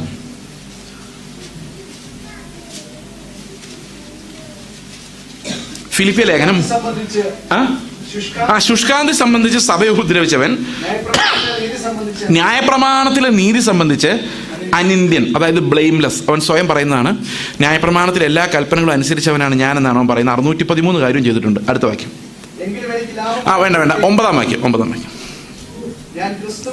ഞാൻ ക്രിസ്തുവിനെ നേടേണ്ടതിനും ന്യായപ്രമാണത്തിൽ നിന്നുള്ള എൻ്റെ സ്വന്തം നീതി അല്ല, ക്രിസ്തുവിലുള്ള വിശ്വാസം മൂലം ദൈവം വിശ്വസിക്കുന്നവർക്ക് നൽകുന്ന നീതി തന്നെ ലഭിച്ച് അവനിൽ ഇരിക്കേണ്ടതിന്. ഇപ്പൊ പൗലോസ് പറയാണ്, പ്രവൃത്തിയാലുള്ള നീതി വെച്ച് നോക്കിയാൽ ഐ ആം ബ്ലെയിംലെസ്, എന്നെ കുറ്റം പറയാൻ ആരുമില്ല. പക്ഷേ ആ നീതി കൊണ്ട് ഒരു കാര്യവും ഇല്ല. ക്രിസ്തു യേശുവിൽ വിശ്വസിക്കുന്നവർക്ക് ദൈവം സൗജന്യമായി നൽകുന്ന ഒരു നീതിയുണ്ട്. അത് ഈ നീതിയുടെ മുകളിലാണ്. എനിക്ക് ആ നീതി എങ്ങനെയെങ്കിലും ലഭിക്കാൻ വേണ്ടി ഞാൻ ഓടിക്കൊണ്ടിരിക്കുക എന്ന് പറഞ്ഞാൽ പ്രാക്ടിക്കൽ ലൈഫിലേക്ക് അത് അനുഭവിക്കാൻ വേണ്ടി. ഇനി നമുക്ക് ഒരു ഉദാഹരണം, ക്രൂശിലൊരു ഉദാഹരണം നമുക്ക് നോക്കാം. ക്രൂശിൻ്റെ നടുവിൽ യേശു ക്രിസ്തു, അപ്പുറത്തൊരു കള്ളൻ ഇപ്പുറത്തൊരു കള്ളൻ, അല്ലേ? അങ്ങനെയല്ലേ? ഇതിലൊരു കള്ളൻ മാനസാന്തരപ്പെട്ടു നമുക്കറിയാം. ഏത് ഭാഗത്തുള്ള കള്ളന്? അതറിയത്തില്ല. ഈ ക്രൂശിലെ കള്ളൻ്റെ സ്ഥാനത്ത് ഞാനായിരുന്നെങ്കിൽ ഞാൻ പലപ്പോഴും ആലോചിച്ചിട്ടുണ്ട്, എന്തായിരിക്കും ഞാൻ കർത്താവിനോട് പറയുന്നത്? മാനസാന്തരപ്പെട്ട ശേഷം, മാനസാന്തരപ്പെട്ട് ഞാനിങ്ങനെ കിടക്കുക ക്രൂശിൽ, യേശുവിനോട് എന്തായിരിക്കും പറയുന്നത്? എൻ്റെ പുറമെല്ലാം പെയിൻ എടുക്കുന്നുണ്ട്, ബോഡി ഇപ്പം ശ്വാസം കിട്ടുന്നില്ല, നിന്നുകൊണ്ടിരിക്കുകയാണ്, മരിച്ചുകൊണ്ടിരിക്കുകയാണ്, കയ്യിലെല്ലാം വേദനയാണ്, രക്തം ഒഴുകിക്കൊണ്ടിരിക്കുകയാണ്, ഒരു കിരാത മരണം ഞാൻ ഫേസ് ചെയ്തുകൊണ്ടിരിക്കുക, വേദന നിറഞ്ഞ ഒരു മരണം ഏതാനും നിമിഷങ്ങൾക്കുള്ളിൽ എനിക്ക് സംഭവിക്കാം. എൻ്റെ അടുത്ത് കിടക്കുന്നയാൾ സകലത്തിനും ശക്തിയുള്ള ദൈവമാണെന്ന് എനിക്ക് മനസ്സിലായാൽ ഞാൻ എന്തായിരിക്കും ആ ദൈവത്തോട് ചോദിക്കുന്നത്? കർത്താവേ എന്നെ രക്ഷിക്കണേ, ഒരു നിമിഷം നീ എന്നെ ക്രൂശിൽ നിറക്കി വിട്ടാ ഞാൻ ജീവിതകാലം മുഴുവൻ നിന്റെ സാക്ഷിയായി ദോഹയിൽ നിയമം ഇല്ലെങ്കിൽ പോലും ഞാൻ മൈക്കെടുത്തുകൊണ്ട് ആ സമയത്ത് നമ്മൾ എന്ത് വേണമെങ്കിലും പ്രൊമിസ് ചെയ്യും ഇന്ന് രക്ഷപ്പെടാൻ വേണ്ടി, അല്ലേ? എത്ര പ്രാവശ്യം കർത്താവിന് പറഞ്ഞിരിക്കും, നീ രോഗത്തിൽ നിന്ന് എന്നെ രക്ഷിച്ചാൽ ഞാൻ നിന്റെ ആളാണ്. എത്ര ദിവസത്തേക്ക് ഉണ്ടാവും അറിയത്തില്ല. ഞാൻ അങ്ങനെ പറയുള്ളൂ, എനിക്ക് എൻ്റെ ഭാര്യ മക്കളെ കാണണം, എനിക്ക് എൻ്റെ വീട്ടിൽ പോകണം, എനിക്ക് പ്ലീസ് കർത്താവെ എന്നെ ക്രൂശിൽ നിന്ന് ഒന്ന് ഇറക്കി, നിന്റെ അവസാനത്തെ അടയാളമായിട്ട് ഇത് ചെയ്തിട്ട് നീ പൊക്കോ എന്നേ പറയുള്ളൂ, അല്ലേ? പക്ഷെ ആ മനുഷ്യൻ പറയാം, ഞാൻ മരണയോഗ്യനാണ്, ഞാൻ മരിച്ചോളാം, നീ രാജാവായി വരുമ്പോൾ എന്നെ ഒന്ന് ഓർത്താൽ മതി. എൻ്റെ അത്ഭുതം അതല്ല, 3.5 വർഷം കൂടെ നടന്ന ശിഷ്യന്മാർക്ക് അറിയാൻ വയ്യ യേശു രാജാവായി വരുമെന്ന്. എന്നാൽ 3 മണിക്കൂർ ക്രൂശിൽ കിടന്ന് ഈ കള്ളം പറയാണ്, നീ രാജാവായി വരും ഉറപ്പാണ്, അപ്പം നീ എന്നെ ഓർക്കുന്നത് എനിക്ക് ലാഭം. കാരണം ഇപ്പോൾ എന്നെ നീ ഇറക്കി വിട്ടാലും ഞാൻ പാപത്തിൽ മരിക്കുള്ളൂ, പക്ഷെ നിന്റെ കൂടെ മരിക്കാൻ കഴിഞ്ഞാൽ നീ മഹത്വത്തിൽ വരുമ്പോൾ എന്നെ ഓർത്താ അത് മതി, ഞാൻ മരിച്ചോളാം എന്ന് പറയുമ്പം എങ്ങു നിന്നോ അവന് ലഭിച്ചത് അവൻ്റെ ഹൃദയത്തിൽ പുനരുത്ഥാനത്തിലുള്ള വിശ്വാസവും വായ് കൊണ്ട് രാജാവായി കർത്താവായി വരുന്ന യേശുവിനെ കുറിച്ചുള്ള കൺഫെഷനാണ്. അത്ഭുതം. ഞാൻ ഒത്തിരി ആലോചിച്ചിട്ടുണ്ട്, എങ്ങനെ അവൻ ഇങ്ങനത്തെ വിശ്വാസം ഉണ്ടായെന്ന്. ഒരു നിമിഷം, ഞാൻ ഇതിലും വലിയ വിശ്വാസം ഒരിടത്തും കണ്ടിട്ടില്ല. ബൈബിളിൽ ഒരിടത്തും, അതായത് ഒരൊറ്റ വചനം അവനോട് പ്രീച്ച് ചെയ്യുന്നതായിട്ട് നമ്മൾ കാണുന്നില്ല. ഒരാളും അവനെ നിർബന്ധിക്കുക, അവൻ ഏതെങ്കിലും ഒരു അത്ഭുതം കാണുന്നതായിട്ടും കാണുന്നില്ല. മത്തായിയുടെ സുവിശേഷം വായിക്കുമ്പോൾ അവൻ യേശുവിനെ ദുഷിക്കുന്നതായിട്ട് നമ്മൾ പ്രത്യേകിച്ച് കാണുന്നുണ്ട് താനും. അപ്പോൾ അവനും ദുഷിച്ചുകൊണ്ടിരുന്നവനാ. പക്ഷെ അതിനിടയിൽ അവനൊരു വലിയ തകർച്ചയുണ്ട്. എന്ത് തകർച്ചയുണ്ടായി, എന്ത് മാനസാന്തരം ഉണ്ടായെന്നറിയോ? അവൻ്റെ ജീവനെ യേശുവിന് വേണ്ടി വെച്ചു കൊടുക്കാൻ മാത്രമുള്ളൊരു മാനസാന്തരം എങ്ങനെയുണ്ടായി? ആ വിശ്വാസം എവിടെ നിന്ന് വന്നു? ഞാൻ കുറേ ആലോചിച്ചു, ഇതെങ്ങനെ അവനെ കൊണ്ട് സാധിച്ചു? ഇത്രയും വചനം അറിയാവുന്ന എന്നെ കൊണ്ട് സാധിക്കുന്നില്ല. Still helpless. ഞാൻ ഇപ്പോഴും ആ വിശ്വാസത്തിൻ്റെ പൂർണ്ണതയ്ക്ക് വേണ്ടി ഞരങ്ങിക്കൊണ്ടിരിക്കുന്ന ഒരാളാണ്. അപ്പം എനിക്ക് മനസ്സിലായത് ഇങ്ങനെയാണ്, വചനത്തിൻ്റെ കേൾവിയാലാണല്ലോ വിശ്വാസം വരുന്നത്. ഇവൻ കേൾക്കുകയല്ലായിരുന്നു, ഇവൻ അത് കാണുമായിരുന്നു. നീതി എങ്ങനെ മരണം വരെ വലിച്ചു നീട്ടാമെന്നുള്ളൊരു അത്ഭുത കാഴ്ച. ഇതൊരു അത്ഭുത കാഴ്ചയാണ്. സ്നേഹത്തിന് അളവുണ്ട്, ഇത്രേ ഇങ്ങനെയൊക്കെ അളവുണ്ട്, ഒരു ലിമിറ്റുണ്ട്. ഒരു മനുഷ്യൻ്റെ സ്നേഹത്തിന്, മക്കളോടുള്ള സ്നേഹത്തിന് വരെ ലിമിറ്റുണ്ട്. ഞാൻ കണ്ടിട്ടുണ്ട്. ഒരു ചിമ്പാൻസിയെ വെച്ച് കൊച്ചിനോടുള്ള സ്നേഹം തെളിയിക്കാൻ വേണ്ടി ശാസ്ത്രജ്ഞന്മാരെ ഒരു പരീക്ഷ നടത്തി. നിങ്ങൾക്കറിയോ, ടാങ്കിനകത്ത് ഇറക്കി നിർത്തിയിട്ട് ആദ്യമൊക്കെ കൊച്ചിനായിട്ട് ചിമ്പാൻസി പൊക്കി പിടിച്ചുകൊണ്ടിരുന്നു. വെള്ളം വന്ന് ഇങ്ങനെ മൂക്കിൻ്റെ ലെവലായപ്പം ഇങ്ങനെ എത്തിക്കൊത്തി നിന്ന് കുഞ്ഞു ചിമ്പാൻസിനെ മുകളിൽ പോയി. അവസാനം മൂക്ക് കവർ ചെയ്ത് കഴിഞ്ഞപ്പം ചിമ്പാൻസിനെ കുഞ്ഞിനെ താഴെയിട്ട് അവൾ എൻ്റെ മുകളിൽ കയറി നിന്നു. അത്രയേ ഉള്ളൂ. പ്രാണനിൽ പിടയുമ്പോൾ അവനവനല്ലാതെ വേറൊരുവനും ഇല്ല. ഈ സമയത്ത് അവനവൻ്റെ ജീവനെ വേണ്ടാന്ന് വെക്കണമെങ്കിൽ അവൻ കണ്ട കാഴ്ച യേശുവിൻ്റെ സുവിശേഷത്തിൻ്റെ നീതി ഇൻ പ്രാക്ടിക്കൽ ആക്ഷൻ. അത് കണ്ട ഒരേ ഒരു വ്യക്തിയാണ് ഈ കള്ളൻ. സ്നേഹിക്കുമ്പോൾ എവിടം വരെ സ്നേഹിക്കണമെന്നറിയോ? പറ, മരണം വരെ. നിങ്ങൾക്ക് ആത്മാവിൻ്റെ ഫലം അറിയാമല്ലോ, 9 ഫലവും. പക്ഷെ അതിൻ്റെ ലിമിറ്റ് മരണം വരെയാണെന്നറിയോ? സ്നേഹം ഉണ്ടാവണമെങ്കിൽ അത് മരണം വരെയാണെന്നും. ക്ഷമിക്കുക എന്ന് പറഞ്ഞാൽ വേറൊരുത്തൻ എന്നെ തല്ലിക്കൊന്ന് എൻ്റെ ശ്വാസം പോകുന്ന വരെയാണ്. ക്ഷമയുടെ സ്വിച്ച് ഇങ്ങനെ ഓണായി കിടക്കും. അവനെന്നെ അടിച്ചുകൊണ്ടിരിക്കുക, കൊന്നുകൊണ്ടിരിക്കുക, പക്ഷെ എനിക്ക് അവനോട് ക്ഷമയാണ്. ആത്മാവിൻ്റെ എല്ലാ ഫലത്തിൻ്റെയും ലിമിറ്റ് മരണമാണെന്ന് യേശു ഇങ്ങനെ കാണിച്ചു കൊടുക്കുക. അപ്പൊ ഇവനൊരു കാര്യം അറിയാം, മരണം വരെയാണ് നീതിയെങ്കിൽ അതിൻ്റെ പ്രതിഫലം പുനരുത്ഥാനത്തിലല്ലാതെ ഉണ്ടാവില്ല. എങ്ങനെ ഉണ്ടാവില്ല? ഒരാൾക്ക് സ്നേഹിച്ച് മരിക്കാമെങ്കിൽ അതിനപ്പുറത്തൊരു പ്രോമിസ് ഇല്ലാതെ ചെയ്യാൻ പറ്റത്തില്ല. ഒരാൾക്ക് ക്ഷമിച്ചുകൊണ്ട് മരിക്കാമെങ്കിൽ നിങ്ങളുടെ വീട്ടിൽ നിങ്ങൾ ക്ഷമ മരണം വരെ, നമ്മൾ പറയുന്നത് കുറച്ച് നാൾ താണിരുന്ന ദൈവം നിങ്ങൾ ഉയർത്തുന്ന. ആദ്യമൊക്കെ ഞാൻ വിചാരിച്ച 5 വർഷമായിരിക്കും. പിന്നെ ഫിലിപ്പ് ലേഖനം വായിച്ച മരണം വരെയാണ് മനസ്സിലായത്. മരണം വരെ താണിരുന്നിട്ട് എന്നെ ഉയർത്താനല്ലേ? എന്തു പറയുന്നു? ഈ കള്ളൻ കണ്ടത് മരണം വരെ പോയാലുള്ള ഉയർച്ചയെക്കുറിച്ചാണ്. അതുകൊണ്ടാണ് പറഞ്ഞത്, എനിക്കൊരു ചാൻസ് വേണ്ട, എനിക്ക് നിൻ്റെ കൂടെ മരിച്ചാൽ മതി. നീ പുനരുത്ഥാനം ചെയ്യുന്നത് വരുമ്പോൾ, രാജാവായി വരുമ്പോൾ, അപ്പോൾ കർത്താവുണ്ട് ഭയങ്കര സ്നേഹത്തോടെ കൊണ്ട് പറയുന്നത്, ഞാൻ മഹത്വത്തിൽ വരുന്നവരെ നീ കാത്തിരിക്കേണ്ട, നീ ഇന്ന് എൻ്റെ കൂടെ പർദീസയിലിരിക്കും. ഞാൻ എവിടെ പോയാലും നീ എൻ്റെ കൂടെ ഉണ്ടായിരിക്കും. അവൻ ഈ യേശു ക്രിസ്തുവിലുള്ളവനാണെന്ന് ക്രൂശിലെ ജീവന് വേണ്ടി പിടയ്ക്കുന്ന അവസാന നിമിഷം കണ്ടുപിടിക്കുന്നത്. This is what that faith is. വിശ്വാസം. ഈ വിശ്വാസം ഉണ്ടാക്കുന്ന നീതി നമുക്ക് മരണം വരെ നമുക്ക് നിസ്സാരമാക്കി മാറ്റുന്ന ഒരു നീതി. ആ നീതി നമ്മുടെ ഉള്ളിലേക്ക് വരുമ്പോഴാണ് we learn how to forgive until they kill me.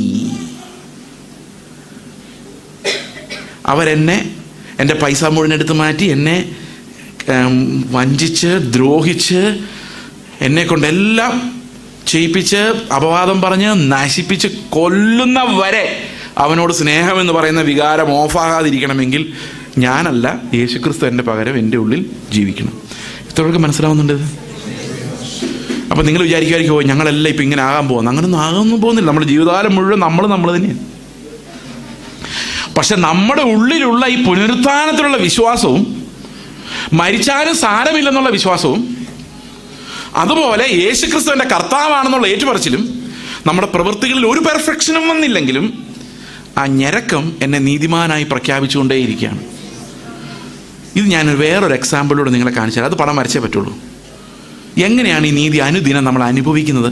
How are we justified daily, on a daily basis. Initial ജസ്റ്റിഫിക്കേഷനെ കുറിച്ചല്ല, each day. Look at this Bible. ഇതിനെ ഒരു ബോർഡായിട്ട് നിങ്ങൾ പരിഗണിച്ച് നോക്കിയോ. ഇതിന് നടുക്ക് ഞാനൊരു ചെറിയ ബിന്ദി, ഒരു പൊട്ട് കുത്തി എന്ന് വിചാരിച്ചോ. ഞാനിത് അല്ലെങ്കിൽ വേണ്ട, നമുക്ക് ക്ലോക്ക് അവിടെ ഇരിപ്പുണ്ടല്ലോ. ക്ലോക്കിൻ്റെ 2 സൂചികൾ ചേരുന്ന സ്ഥലത്തെ പോയിൻ്റാണ് നമ്മുടെ ടാർഗറ്റ് എന്ന് വിചാരിച്ചോ. നമ്മൾ ആ ദൂരെ നിന്നുകൊണ്ടൊരു അമ്പ് ചെയ്യുമോ എന്ന് വിചാരിച്ചോ. എവിടെ കൊള്ളണം? ആ സെൻട്രൽ പോയിന്റ് കൊള്ളണം. 1000 അമ്പ് നിങ്ങളെ തന്നിട്ടുണ്ടെന്ന് വിചാരിച്ചോ. 1000 അമ്പ് നിങ്ങൾ ആ ഡോറിന് വെളിയിലുള്ള ഭിത്തിയിൽ നിന്നുകൊണ്ട് ഈ അമ്പ് ചെയ്ത് അതിൻ്റെ നടുക്ക് കൊള്ളാനുള്ള ചാൻസ് എത്രയുണ്ട്? 0. സമ്മതിച്ചോ? പക്ഷെ ഒരു കാര്യം അറിയാം, യേശു ഈ ലോകത്ത് ജീവിച്ചിരുന്നപ്പോൾ എല്ലാ പ്രാവശ്യവും പെർഫെക്റ്റ് ആയിരുന്നു. അവനൊരു ഒരു ഡീവിയേഷൻ ഒരിക്കലും ഉണ്ടായിട്ടില്ല. Means if he did 100 things or 1000 things, എല്ലാം ഇവിടെ ഓൺ ടാർഗറ്റ് ആയിരുന്നു. അല്ലേ? ആണോ അല്ലയോ? പ്രാർത്ഥിച്ചപ്പോൾ ഓൺ ടാർഗറ്റ് ആയിരുന്നു, സ്നേഹിച്ചപ്പോൾ ഓൺ ടാർഗറ്റ് ആയിരുന്നു. ഒരിടത്തും യേശു ഒരു സെൽഫില്ലായിരുന്നു, സെൽഫ്ലെസ് ആയിരുന്നു. എല്ലായിടത്തും മരിക്കാൻ തയ്യാറായിരുന്നു. ഒരിടത്തും സ്വന്തം സെൽഫിനെ നോക്കിയില്ല. എല്ലായിടത്തും അവൻ മറ്റുള്ളവർക്ക് വേണ്ടി മരിക്കാൻ തയ്യാറായിരുന്നു. അപ്പോൾ ഈ ഞാനും അങ്ങനെ എറിയുവാണ്. എനിക്ക് ആഗ്രഹമുണ്ട്, കർത്താവേ നീയാണ് എൻ്റെ കർത്താവ്, മരിച്ചാലും സാരമില്ല. അതാണ് ഉന്നം. അമ്പ ചെയ്തു. എവിടെ വീണുമായിരിക്കും? ആ ക്യാമറ ഇരിക്കുന്നതിൻ്റെ മുമ്പിൽ വന്ന് വീണു. പിന്നെ എടുത്ത് ചെയ്തു. പിന്നെയും കുറേ കഴിഞ്ഞപ്പം കുറേ എണ്ണം ഇവിടെ വന്ന് വീണു. അപ്പം എനിക്ക് മനസ്സിലായി ഇത്രയും ദൂരെ നിന്ന് എറിയാൻ പറ്റില്ല.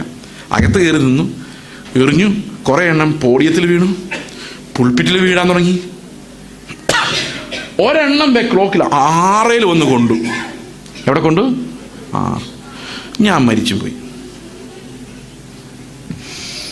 സ്വർഗത്തിൽ ചെന്നു. സങ്കല്പമാണേ. കർത്താവിനോട് ചോദിച്ചു, നിന്റെ പ്രവൃത്തികൾ കണ്ടായിരുന്നോ? എങ്ങനെ ഉണ്ടായിരുന്നു? ഞാൻ പറഞ്ഞു, കർത്താവ് ഇപ്പോൾ നീ എന്നെ പിടിച്ച് നരകത്തിലിട്ടാലും എനിക്ക് ഒരു പരാതിയില്ല. കാരണം എൻ്റെ ഏതെങ്കിലും ഒരു പ്രവൃത്തിയെ ഒരു നിമിഷം കണ്ടാൽ നരകത്തിലല്ലാതെ വേറൊരിടത്തും എന്നെ വിടാൻ ഞാൻ യോഗ്യനല്ല. അതെപ്പോൾ പറയുന്ന കാര്യമാണെന്നറിയോ? അവിടെ ചെല്ലുമ്പോൾ പറയുന്ന കാര്യം. ഈ പ്യൂരിറ്റൻ കാലഘട്ടത്തിൽ ഒരാളുടെ പ്രാർത്ഥന ഞാൻ ഇങ്ങനെ ശ്രദ്ധിച്ചിട്ടുണ്ട്. അദ്ദേഹം ഇങ്ങനെ പറയുന്ന ആ ക്രൈസ്റ്റ് അവയർനെസ് എത്ര ഡീപ്പായിരുന്നു. അദ്ദേഹം ഇങ്ങനെ പറയാണ്, കർത്താവെ ഈ പോയിന്റ് വരെയുള്ള എൻ്റെ മുഴുവൻ ജീവിതവും പരിഗണിച്ചിട്ട് നീ എല്ലാം ക്ഷമിച്ചിട്ട് എൻ്റെ ഈ പ്രാർത്ഥന മാത്രം നീ നോക്കിയാലും എന്നെ നരകത്തിടാനേ നിനക്ക് പറ്റുള്ളൂ. കേട്ടോ? ഒന്നുകൂടെ കേട്ടോ. ഇന്ന് ഈ മോമെന്റ് വരെയുള്ള എൻ്റെ എല്ലാ പാപവും നീ ക്ഷമിച്ചിട്ട് ഞാൻ ഇപ്പം പറയുന്ന ഈ 3-4 വാക്കുകൾ മാത്രം നീ എടുത്തിട്ട് എന്നെ വിധിച്ചാലും എന്നെ നരകത്തിലിടാനേ കൊള്ളുള്ളൂ. അപ്പോൾ കർത്താവിനോട് പറയുക, നിന്റെ പ്രവൃത്തി നോക്കി ആയിരുന്നെങ്കിൽ നീ എപ്പോഴേ നരകത്തിൽ റിസർവ്. പക്ഷെ ഞാൻ പ്രവൃത്തിയല്ല നോക്കിയത്. പിന്നെ എന്താ നോക്കിയത്? ഉന്നം എങ്ങോട്ടാ പിടിച്ചത്, അത് മാത്രം നോക്കി. എവിടെ പോയി വീണെന്ന് നോക്കുന്നതാണ് പ്രവൃത്തി. എങ്ങോട്ടായിരുന്നു എൻ്റെ ദൃഷ്ടി, എൻ്റെ ഉന്നം, എൻ്റെ ഞരക്കം, എൻ്റെ ആഗ്രഹം, ആശ എന്തിലായിരുന്നു വെച്ചിരുന്നത്? അതാണ് ഫെയ്ത്ത്.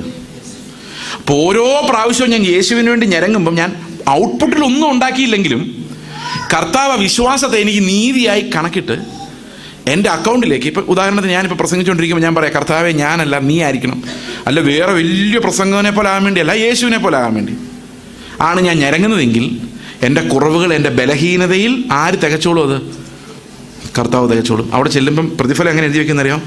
യേശു ക്രിസ്തു പ്രസംഗിച്ചതിൻ്റെ പ്രതിഫലം ആരുടെ അക്കൗണ്ടിലാണ്? ആരുടെ അക്കൗണ്ടിൽ? എൻ്റെ അക്കൗണ്ടിൽ. യേശു സ്നേഹിച്ചതിൻ്റെ പ്രതിഫലം എൻ്റെ അക്കൗണ്ടിലാണ്.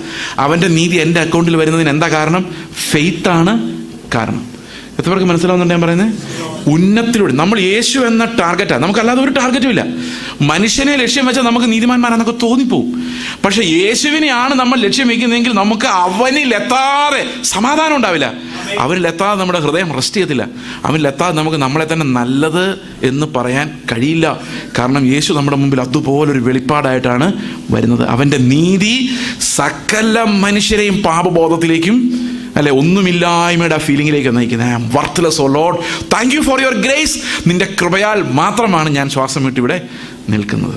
ഈ ഫീലിംഗ് നിങ്ങളുടെ അകത്തുനിന്ന് വരുന്നുണ്ടെങ്കിൽ നിങ്ങൾ ഒരു കാലത്തും കർത്താവിനെ വിട്ട് എങ്ങോട്ടും പോകത്തില്ല. അപ്പോൾ ഇതാണ് നീതിയുടെ വചനം. നീതിയുടെ വചനത്തിലുള്ള പരിചയം എന്ന് പറഞ്ഞാൽ ഉന്നം പിടിച്ചുള്ള പരിചയമാണ്.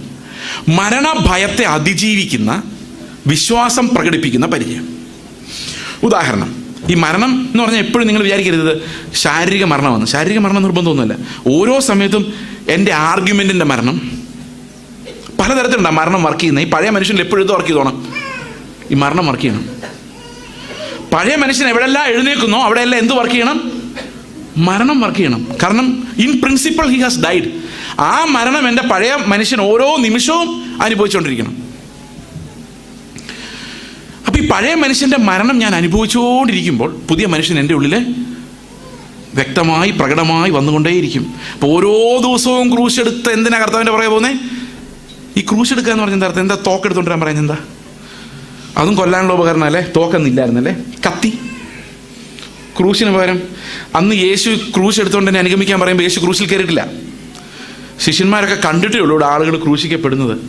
അന്ന് യേശു ക്രിസ്തുവിൻ്റെ ക്രൂശ് ഒരു വിശുദ്ധ വസ്തുവായിട്ട് മാറിയിട്ടില്ല. അന്ന് ക്രിമിനലുകളെ കൊല്ലാൻ ഉപയോഗിക്കുന്ന ഒരു വസ്തുവാണ് ക്രൂശ്. അപ്പോൾ യേശു അന്നത്തെ കാലത്ത് മരിക്കുന്നതിന് മുമ്പാണ് പറയുന്നത്, നിങ്ങളെല്ലാവരും നിങ്ങളുടെ ക്രൂശ് എടുത്തുകൊണ്ട് എൻ്റെ പിന്നാലെ വരണം എന്ന് പറഞ്ഞത് അർത്ഥം മരിക്കാൻ തയ്യാറായി ഓരോ ദിവസവും മരണത്തിന് ഏൽപ്പിച്ചു കൊടുത്തുകൊണ്ട് എൻ്റെ പിന്നാലെ വരണം. അപ്പം there is A death expectation every moment. ഇപ്പം ഞാൻ സംസാരിച്ചുകൊണ്ടിരിക്കുമ്പോൾ ഇതിന് ശേഷം നിങ്ങളോട് സംസാരിക്കുമ്പോഴെല്ലാം എൻ്റെ പഴയ ജഡം മരിക്കാനുള്ള ആ ക്രൂശീകരണത്തെ ഞാൻ അനുഭവിക്കുകയും യേശുവിൻ്റെ പുതിയ ജീവനെ ഞാൻ അനുഭവിക്കുകയും ചെയ്തുകൊണ്ടിരിക്കണം. That's the whole process of sanctification. നമ്മുടെ ജീവിതകാലം മുഴുവൻ തുടരേണ്ട ഒരു കാര്യമാണ്. ഓക്കെ, അപ്പം നമ്മളിനി തിരിച്ചു വരുന്നത് എബ്രായ ലേഖനത്തിലേക്കാണ്. നമ്മൾ ഇന്നലെ കണ്ട എബ്രായ ലേഖനത്തിലേക്ക്. എബ്രായ ലേഖനത്തിലെ നീതിയുടെ വചനം എന്താണെന്നാണ് ഞാനിപ്പോൾ വിശദീകരിച്ചത്. നീതിയുടെ വചനത്തിൽ പരിചയമുള്ളവൻ.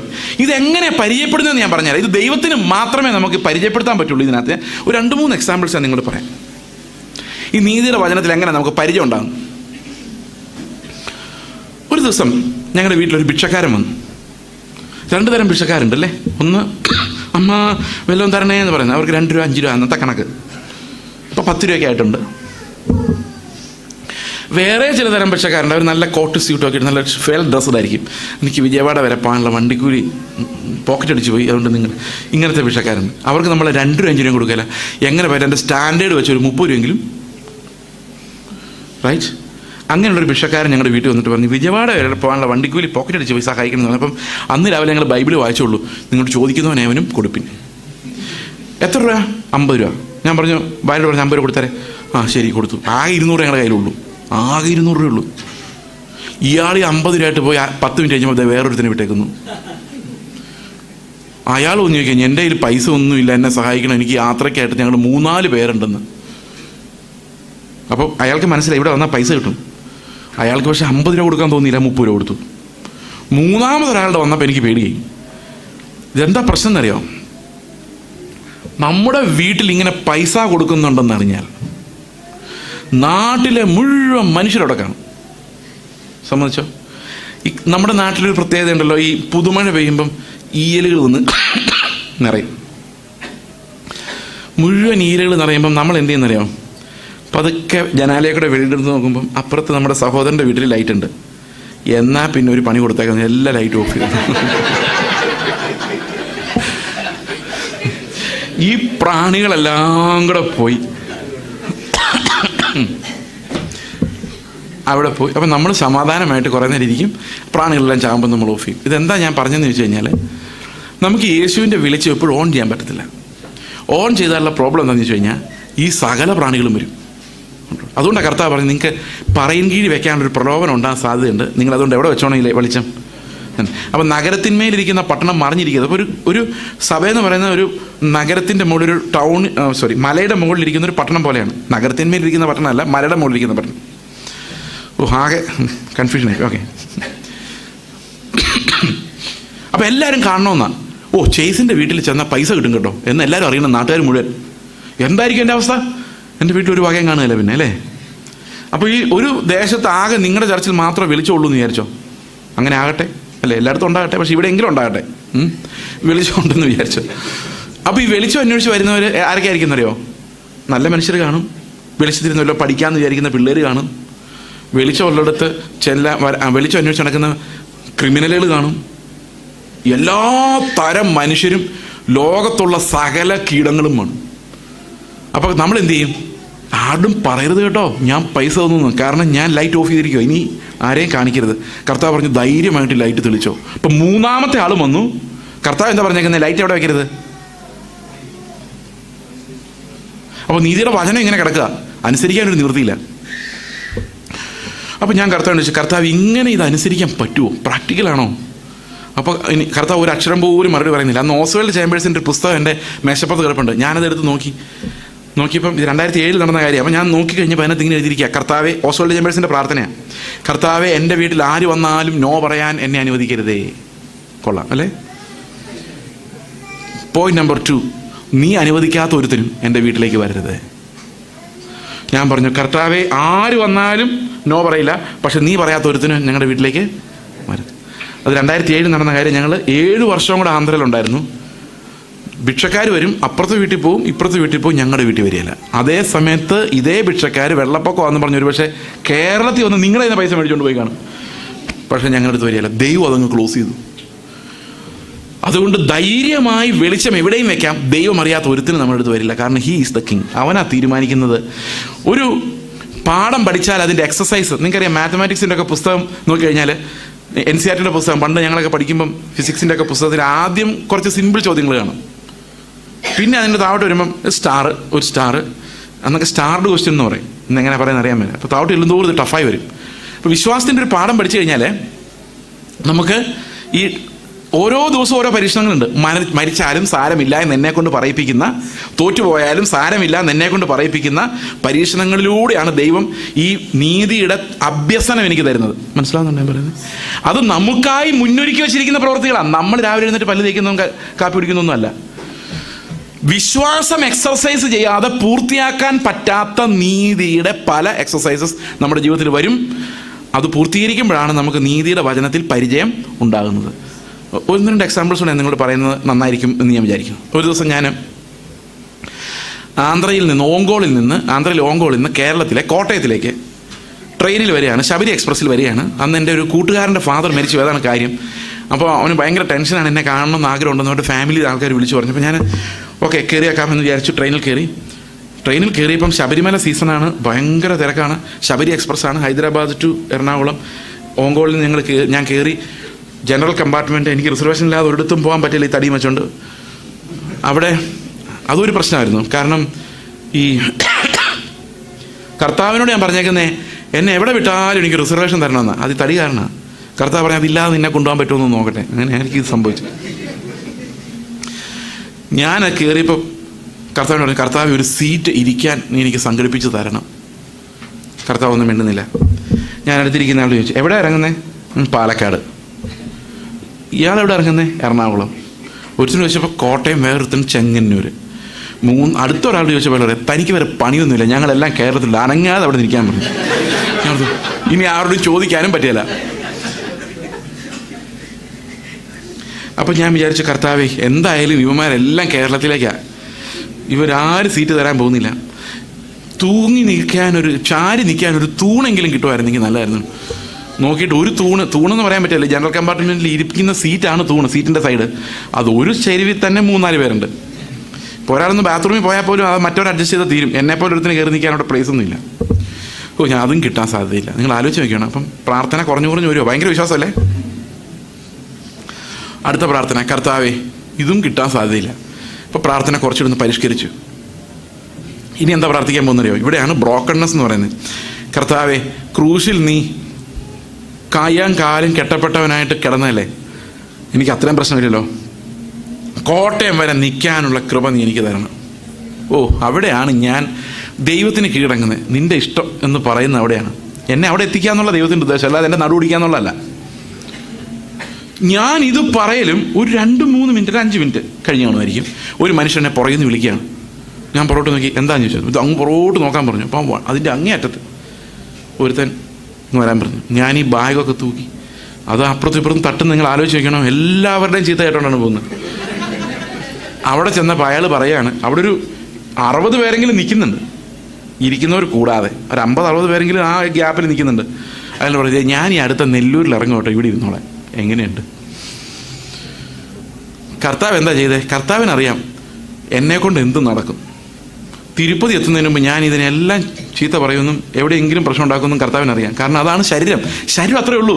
ഇതിൻ്റെ ഹോർമോണുകളൊന്നും വലിയ കപ്പാസിറ്റി ഒന്നുമില്ല. നമ്മൾ വിചാരിക്കുന്ന വീരന്മാരൊന്നും അല്ല നമ്മൾ. കർത്താവിനൊരു കാര്യം മനസ്സിലായി, ഇവനെക്കൊണ്ട് ഇത്ര ശക്തിയുള്ളൂ. ഇവൻ്റെ വിശ്വാസം ഞാൻ പ്രഖ്യാപിപ്പിച്ചൊരു ചെറിയ എക്സസൈസ് എന്ത് പറഞ്ഞാൽ മതി, നിൻ്റെ കൂടെ ക്രൂശിക്കപ്പെട്ടിരിക്കും, അത്രയും പറഞ്ഞാൽ മതി. പറയിപ്പിച്ചു, സീറ്റും തന്നു. ഞാൻ പാപം ചെയ്തില്ല ആ കാര്യത്തിൽ, അല്ലേ? പാപത്തിൽ നിന്ന് ദൈവം എനിക്കൊരു പോക്കുവഴി തന്ന് എന്നെ രക്ഷിച്ചു. ഇങ്ങനെ അനേകം എക്സസൈസിലൂടെയാണ് നമ്മൾ ഒരിക്കലെങ്കിലും കൺഫസ് ചെയ്യും, കർത്താവേ ഞാൻ മരിച്ചാലും കുഴപ്പമില്ല, അവൻ എന്നെ തോപ്പിച്ചാലും കുഴപ്പമില്ല, അവൻ എൻ്റെ പൈസ എല്ലാം അടിച്ചുകൊണ്ട് പോയാലും കുഴപ്പമില്ല, നിൻ്റെ നീതി എന്നിലൂടെ കണ്ടാൽ മതി. ഈ ഞരക്ക ഉള്ളിൽ ഉണ്ടാക്കുന്നത് വരെ കുഞ്ഞു പരീക്ഷണങ്ങളിലൂടെ ദൈവം നടത്തിക്കൊണ്ടിരിക്കും. മരണഭയം എടുത്തു കളയാൻ വേണ്ടിയാണ് ആ പരീക്ഷണം.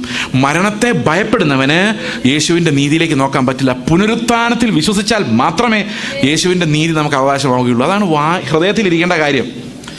ഓക്കെ, ഒരു എക്സാമ്പിളിടെ ഞാൻ പറയാം. ഒരു ദിവസം എൻ്റെ ഭാര്യയ്ക്ക് ഭയങ്കര പനി, 103 ഡിഗ്രി പനി.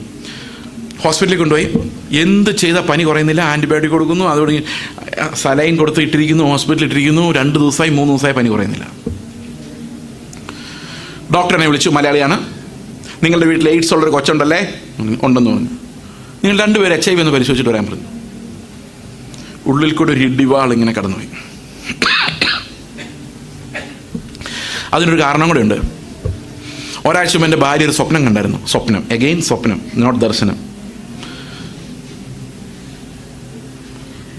ഓക്കെ, ഞാൻ വിശ്വസിക്കുന്നു പെന്തക്കോസുകാരാണ് നിങ്ങൾ, ആത്മാവുള്ളവരാണെങ്കിൽ നിങ്ങളെ ബോധം കെടുത്തിയിടാതെ തന്നെ ദൈവം നിങ്ങളോട് സംസാരിക്കണം.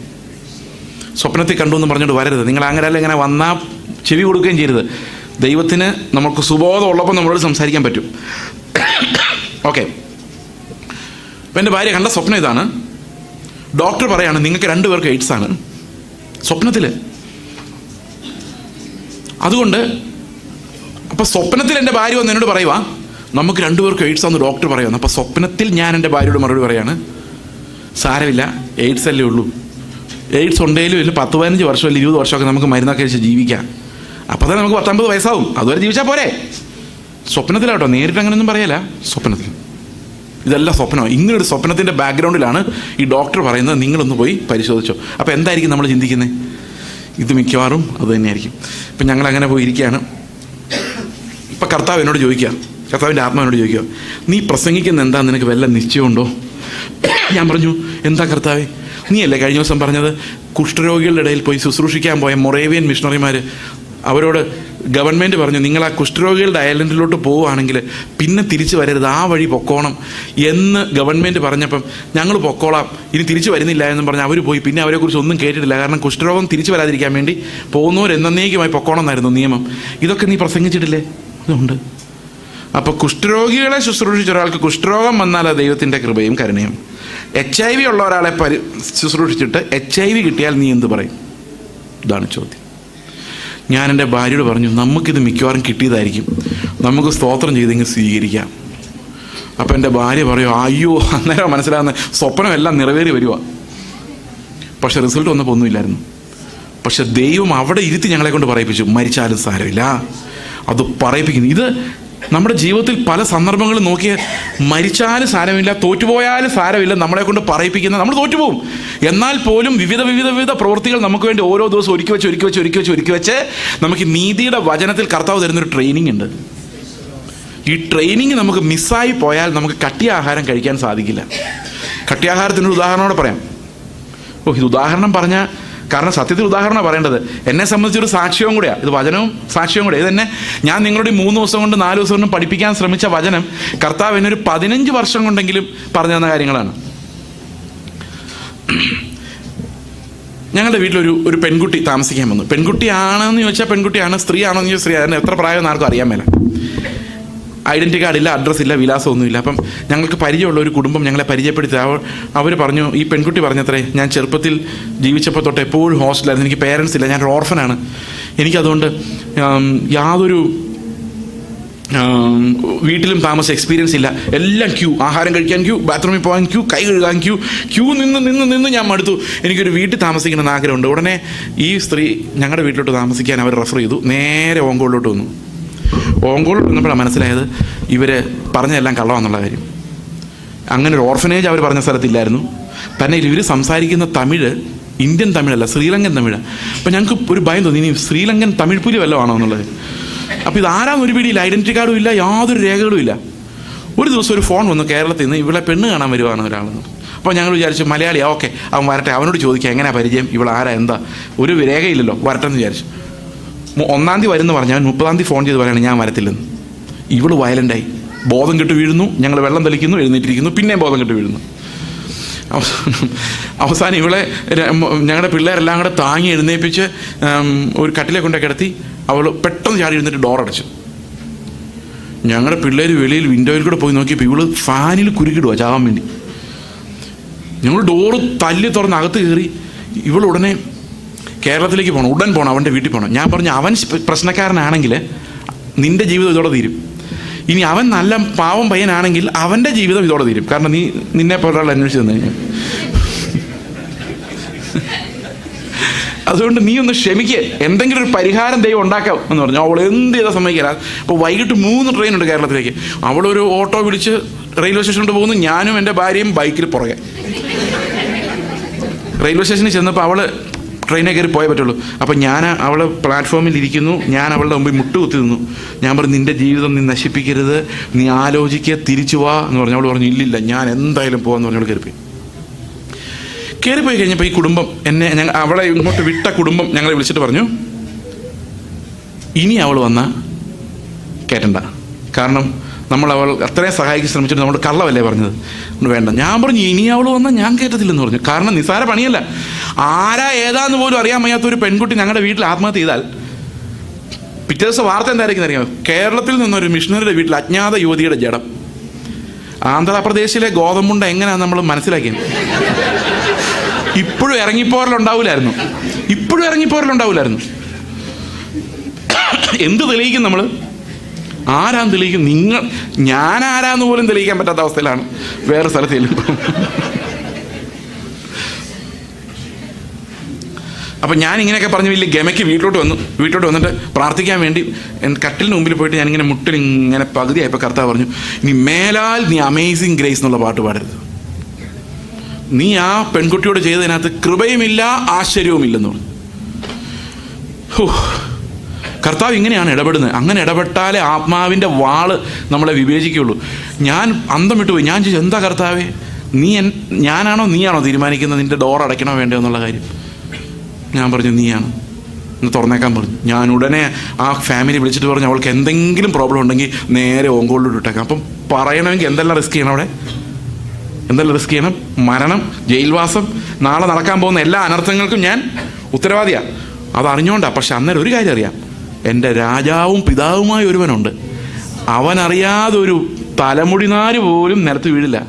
ഞാൻ കർത്താവിന് പറഞ്ഞു, നിൻ്റെ അധികാരം, നിൻ്റെ കർത്തൃത്വത്തിന് കീഴിൽ ഞാൻ ഈ ഡോർ തുറക്കുന്നു. ആരും അങ്ങോട്ട് വന്നില്ല.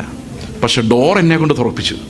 കാരണം അതാണ് ദൈവത്തിൻ്റെ അധികാരം എന്ന് പറയുന്നത്. ഞാൻ പറയുന്നത് നിങ്ങൾക്ക് മനസ്സിലാവുന്നുണ്ടെന്ന് ഞാൻ വിചാരിക്കുന്നു. അതായത് യേശുവിൻ്റെ കർത്തൃത്വം നിങ്ങൾ അംഗീകരിച്ച് അവൻ തീരുമാനിക്കാതെ ഒരാൾ നിങ്ങളുടെ വീടിന് ഡോർ നോക്ക് ചെയ്യില്ല. അത് ചുമ്മാ എടുത്തിയാടിയല്ല കേട്ടോ. അതിനകത്തെല്ലാം ദൈവത്തിൻ്റെ ഒരു നടത്തിപ്പുണ്ട്. ആ നടത്തിപ്പ് പഠിക്കണമെങ്കിൽ ഈ വചനത്തിനുള്ള കുഞ്ഞു കുഞ്ഞു അഭ്യസനങ്ങളിലൂടെ നമ്മൾ തോക്കാൻ പഠിക്കണം. First experiment I believe is in the family. തോക്കാൻ പഠിക്കുക. ഫസ്റ്റ് മരിക്കാൻ പഠിക്കുക. മരിക്കാന്ന് പറഞ്ഞാൽ പോയി ചാവുന്ന കാര്യമല്ല പറയുന്നത്. To be lost in an argument. നിങ്ങളുടെ ഭാഗത്ത് എല്ലാ നീതിയും ഉണ്ടായിരിക്കെ മരിക്കുക. വിട്ടുകൊടുക്കുക, തോറ്റു കൊടുക്കുക. അനീതി അങ്ങ് ജയിച്ചോട്ടെ. കുറച്ച് കഴിയുമ്പോൾ നിങ്ങൾ ആ നീതിമാനെന്ന് തെളിഞ്ഞോളും. God will vindicate you. You don't have to vindicate yourself. അപ്പൊ ഇങ്ങനെ അവൻ നമ്മളെ സൽപ്രവൃത്തികൾക്കായി സൃഷ്ടിച്ചിരിക്കുക മാത്രമല്ല, നമ്മൾ ചെയ്തു പോരേണ്ട സൽപ്രവൃത്തികൾ, വിശ്വാസത്താൽ ചെയ്തു പോരേണ്ട നീതിയുടെ വചനത്തെ ബേസ് ചെയ്തുള്ള പ്രവൃത്തി, അതൊന്നും നമ്മൾ പെർഫെക്റ്റ് ആയിട്ട് ചെയ്യില്ല. പക്ഷേ പരിശീലനം. ഇത് ഞാൻ എപ്പോഴും ചിന്തിക്കുന്നത് ഇങ്ങനെയാണ്. ഒരു കൊച്ചു സാരി ഉടുക്കുന്ന പോലെ, ഇത് പെൺപിള്ളേർ അമ്മയെ ഇമിറ്റേറ്റ് ചെയ്ത് സാരി ഉടുക്കുന്ന നിങ്ങൾ കണ്ടിട്ടുണ്ടോ? ഞങ്ങളുടെ മോൾ അങ്ങനെ ചെയ്യുമായിരുന്നു. ഞങ്ങൾ വെളിയിൽ എവിടെയെങ്കിലും പോയിട്ട് വന്ന് വിൻഡോ തുറക്കുമ്പോൾ ഇവിടെ അകത്തുനിന്ന് ഇങ്ങനെ ഒരു ഷോളൊക്കെ എടുത്തിട്ട് അങ്ങോട്ടും ഇങ്ങോട്ടൊക്കെ ചുറ്റി, എങ്ങനെയൊക്കെയോ ചുറ്റി ഒരു വടിയൊക്കെ എടുത്ത് പിടിച്ച്, അവളുടെ ആകെയുള്ള സങ്കല്പം എന്ന് പറയുന്നത് ഈ ടീച്ചർമാർ വടിയെടുത്ത് തല്ലുന്നതാണ്. അപ്പോൾ ടീച്ചറാകുന്നതാണ്. കുറേ കസേരയൊക്കെ നിരത്തിയിട്ടിട്ട് കസേരയെ പഠിപ്പിക്കണം. ഒരു ഷോളൊക്കെ ഇങ്ങനെ ഇട്ടിട്ട്, ഷോളൊട്ട് ശരിയായിട്ടില്ല, സാരി ഒന്നും ആയിട്ടില്ല, പക്ഷേ still she will keep on trying. അപ്പോൾ ഒരു ദിവസം ഇങ്ങനെ വിൻഡോയിലൂടെ നോക്കുമ്പോൾ ഇങ്ങനെ കഷ്ടപ്പെട്ട് കൊടുക്കാൻ. അപ്പോൾ എൻ്റെ ഭാര്യ ചെന്നിട്ട് അവൾക്കത് ശരിക്കും മുടിപ്പിച്ചു കൊടുത്തു. ഭയങ്കര സന്തോഷമായിരുന്നു, ഭയങ്കര സന്തോഷം. അപ്പോഴാണ് അവൾക്കൊരു വലിയ ആളായെന്ന് തോന്നുന്നത്.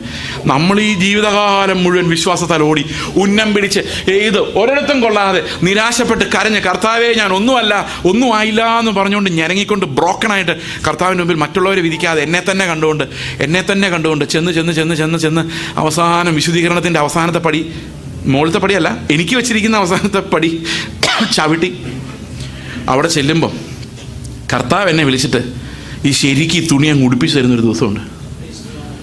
When I will be clothed with his righteousness.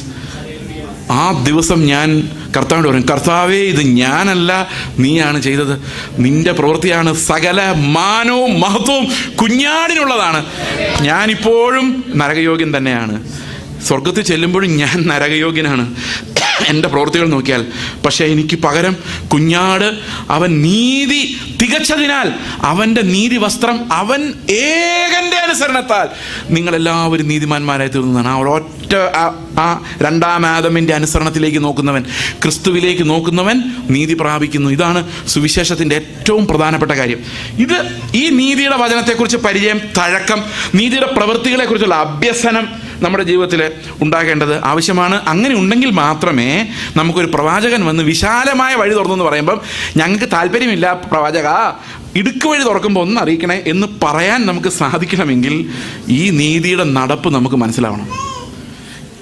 കഠിന ഫുഡ്, എന്താ പറയുന്നത്, കട്ടിയുള്ള ആഹാരം, സോളിഡ് ഫുഡ്, അത് കഴിച്ച് പ്രാക്ടീസ് ഉള്ളവർക്ക് മാത്രമേ എന്ത് ചെയ്യാൻ പറ്റുള്ളൂ, ഇവരോട് നോ പറയാൻ സാധിക്കുള്ളൂ.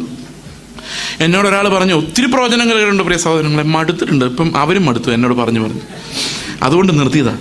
എന്നോട് ഒരാൾ പറഞ്ഞാണ്, നിങ്ങളുടെ ശുശ്രൂഷയുടെ തലം മാറാൻ പോവാ. ഞാൻ പറഞ്ഞു എങ്ങോട്ട്? അന്നേരം പുള്ളി പറഞ്ഞു, നിങ്ങളിപ്പോൾ 200 പേരോട് സംസാരിക്കുന്നെങ്കിൽ 2000 പേരോട് സംസാരിക്കാൻ പോകും. ഞാൻ പറഞ്ഞു താല്പര്യമില്ല. 200 പേരിൽ 20 പേരായിരിക്കും ചിലപ്പോൾ പരിജ്ഞാനം പ്രാപിക്കുന്നത്.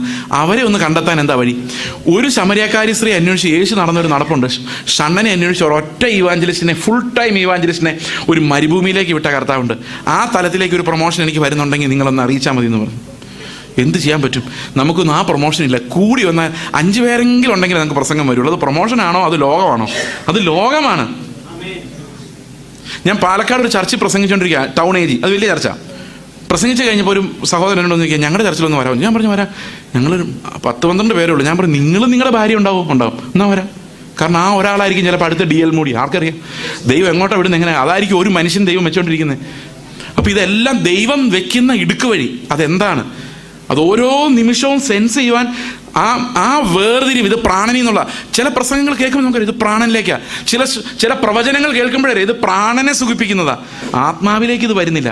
കട്ടിയാഹാരം ഇതെനിക്ക് തരുന്നില്ല, സോളിഡ് ഫുഡ് എനിക്ക് തരുന്നില്ല. പക്ഷേ പാല് കുടിക്കുന്നതിൻ്റെ എൻജോയ്മെൻറ്റിൽ ഞാനതിങ്ങനെ കേട്ടോണ്ടിരിക്കുക. അതുകൊണ്ട് എന്താ സംഭവിക്കുന്നതെന്നറിയാമോ? ഈ എബ്രായ ലേഖനത്തിൻ്റെ ബാക്കി ഭാഗം വായിച്ച് നോക്കിയാൽ നമ്മൾ വായിച്ച് നിർത്തിയതിൻ്റെ 10 മിനിറ്റ് കൊണ്ട് നമുക്കിത് ക്ലോസ് ചെയ്യണം. അതുകൊണ്ടാണ് പെട്ടെന്ന് വായിച്ചോ. എബ്രായ ലേഖനം 10-ാം അധ്യായത്തിൻ്റെ 10-ാം അധ്യായം 1 മുതൽ, 6-ാം അധ്യായം.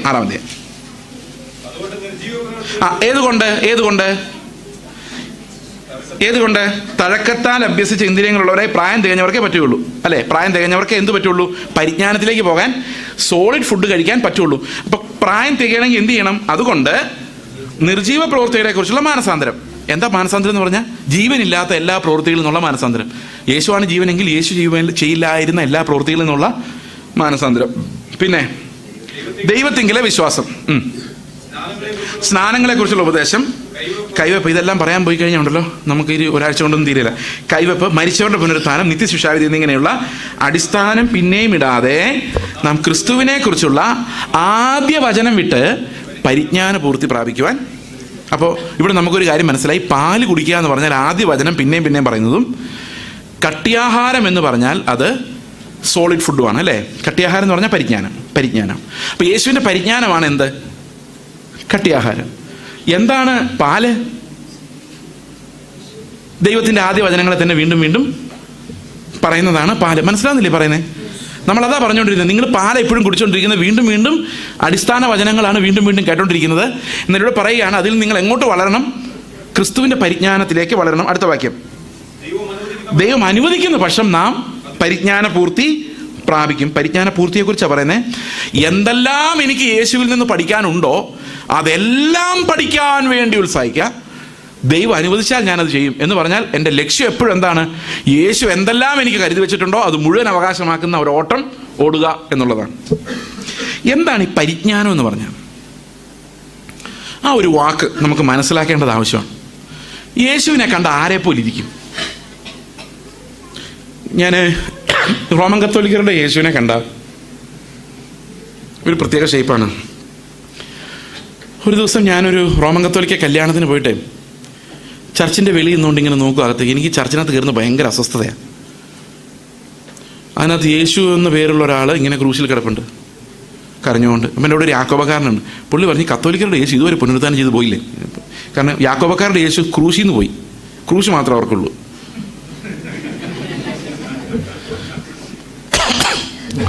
അപ്പം ഞാൻ ഈ യേശുവിനെ നോക്കിയപ്പോണ്ടല്ലോ, ഈ 1994 വേൾഡ് കപ്പ് ഫുട്ബോൾ മാച്ച് നടക്കുമ്പോൾ റോബർട്ടോ ബാജിയോ എന്ന് പറഞ്ഞൊരു ഇറ്റാലിക്കാരൻ കളിക്കാരനുണ്ടായിരുന്നു.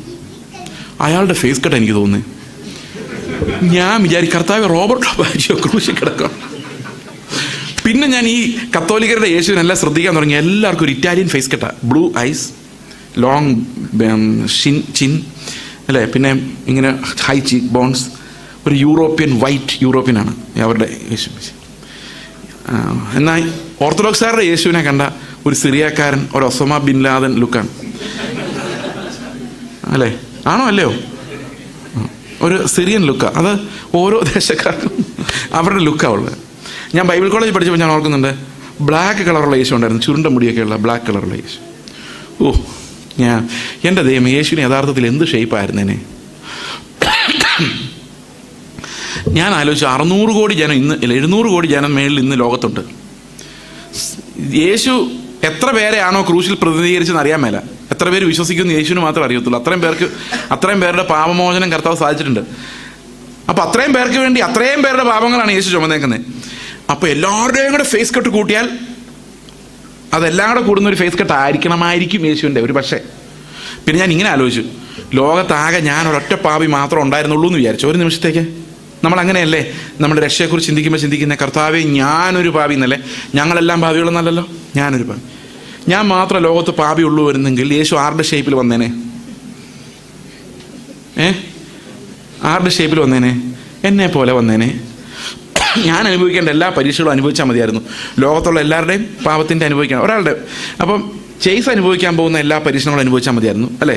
അപ്പം എൻ്റെ പോലെയുള്ള പേരൻസ്, എൻ്റേതുപോലുള്ള സഹോദരന്മാർ, എൻ്റേതുപോലുള്ള രോഗങ്ങൾ, എൻ്റേതുപോലെയുള്ള പ്രയാസങ്ങൾ എല്ലാം വഹിച്ചുകൊണ്ട് എനിക്ക് പകരം യേശു ജീവിക്കുന്നു. സങ്കല്പിച്ച് നോക്കി,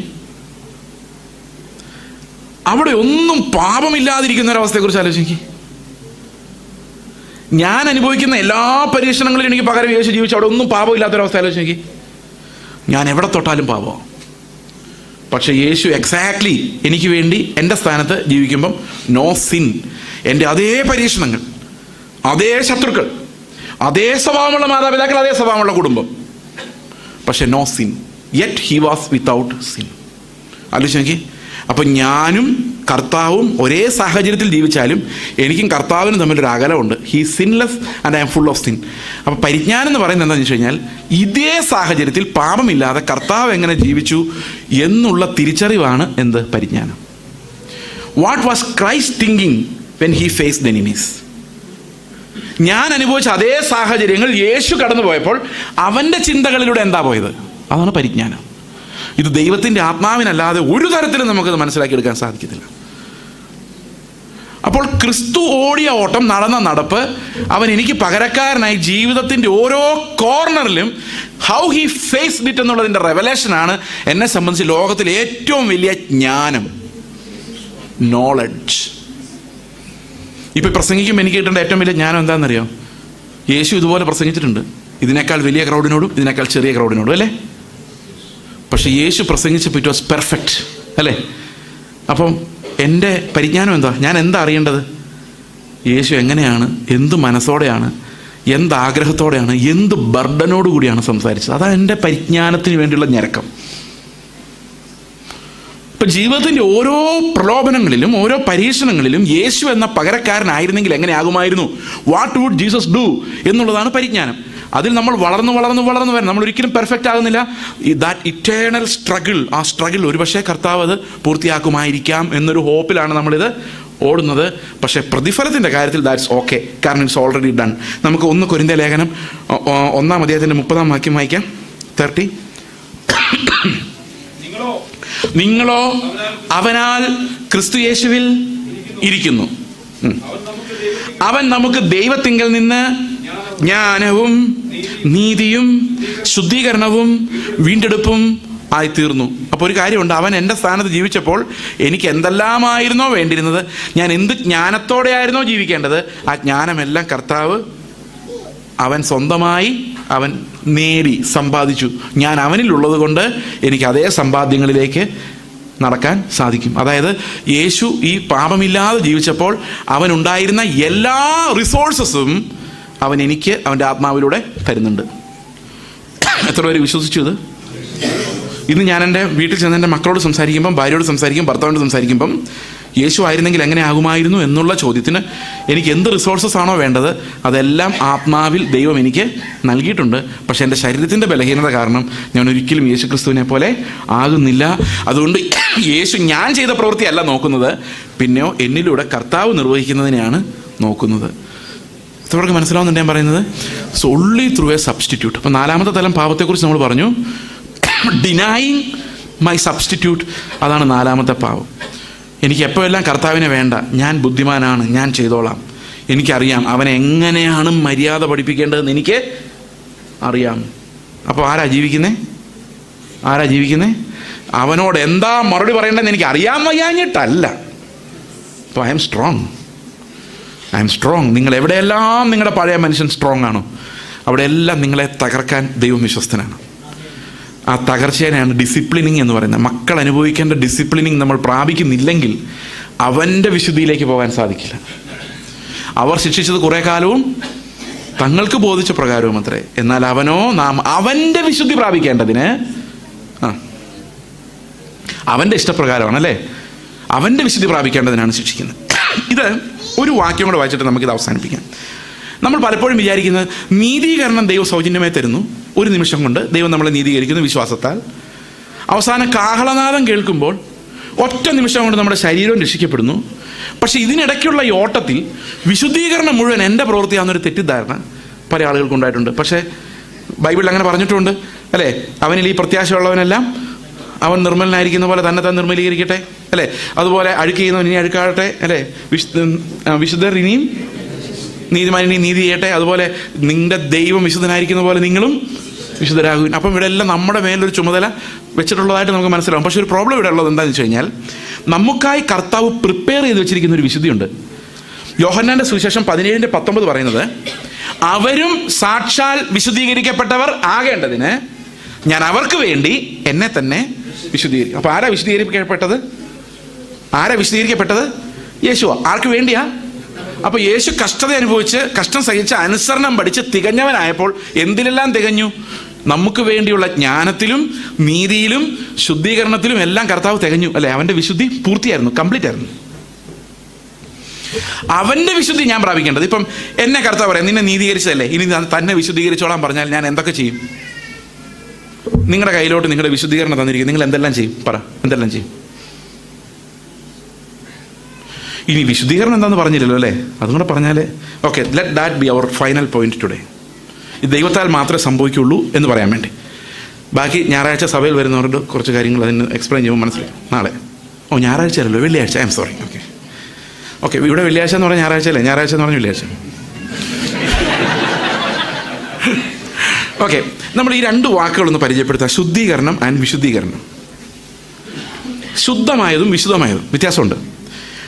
കർത്തൃമേശ എടുക്കുന്ന നമ്മൾ പാത്രങ്ങളെല്ലാം കഴുകി ശുദ്ധമാക്കി. നിങ്ങളുടെ വീട്ടിലെ പാത്രങ്ങളെല്ലാം ശുദ്ധമാണ്, പക്ഷെ എന്തല്ല, വിശുദ്ധമല്ല. എപ്പോഴാണ് ഒരു പാത്രം വിശുദ്ധമാകുന്നത്? അതിൽ വിശുദ്ധ വസ്തുക്കൾ, വിശുദ്ധമെന്ന് വേർതിരിക്കപ്പെടുന്ന വസ്തുക്കൾ അതിൽ നിറയുമ്പോഴാണ്, അല്ലേ? വിശുദ്ധീകരണത്തിന് പല മാർക്കുകളുണ്ട്, അടയാളങ്ങളുണ്ട്. അതിലൊന്നാണ് സെപ്പറേഷൻ.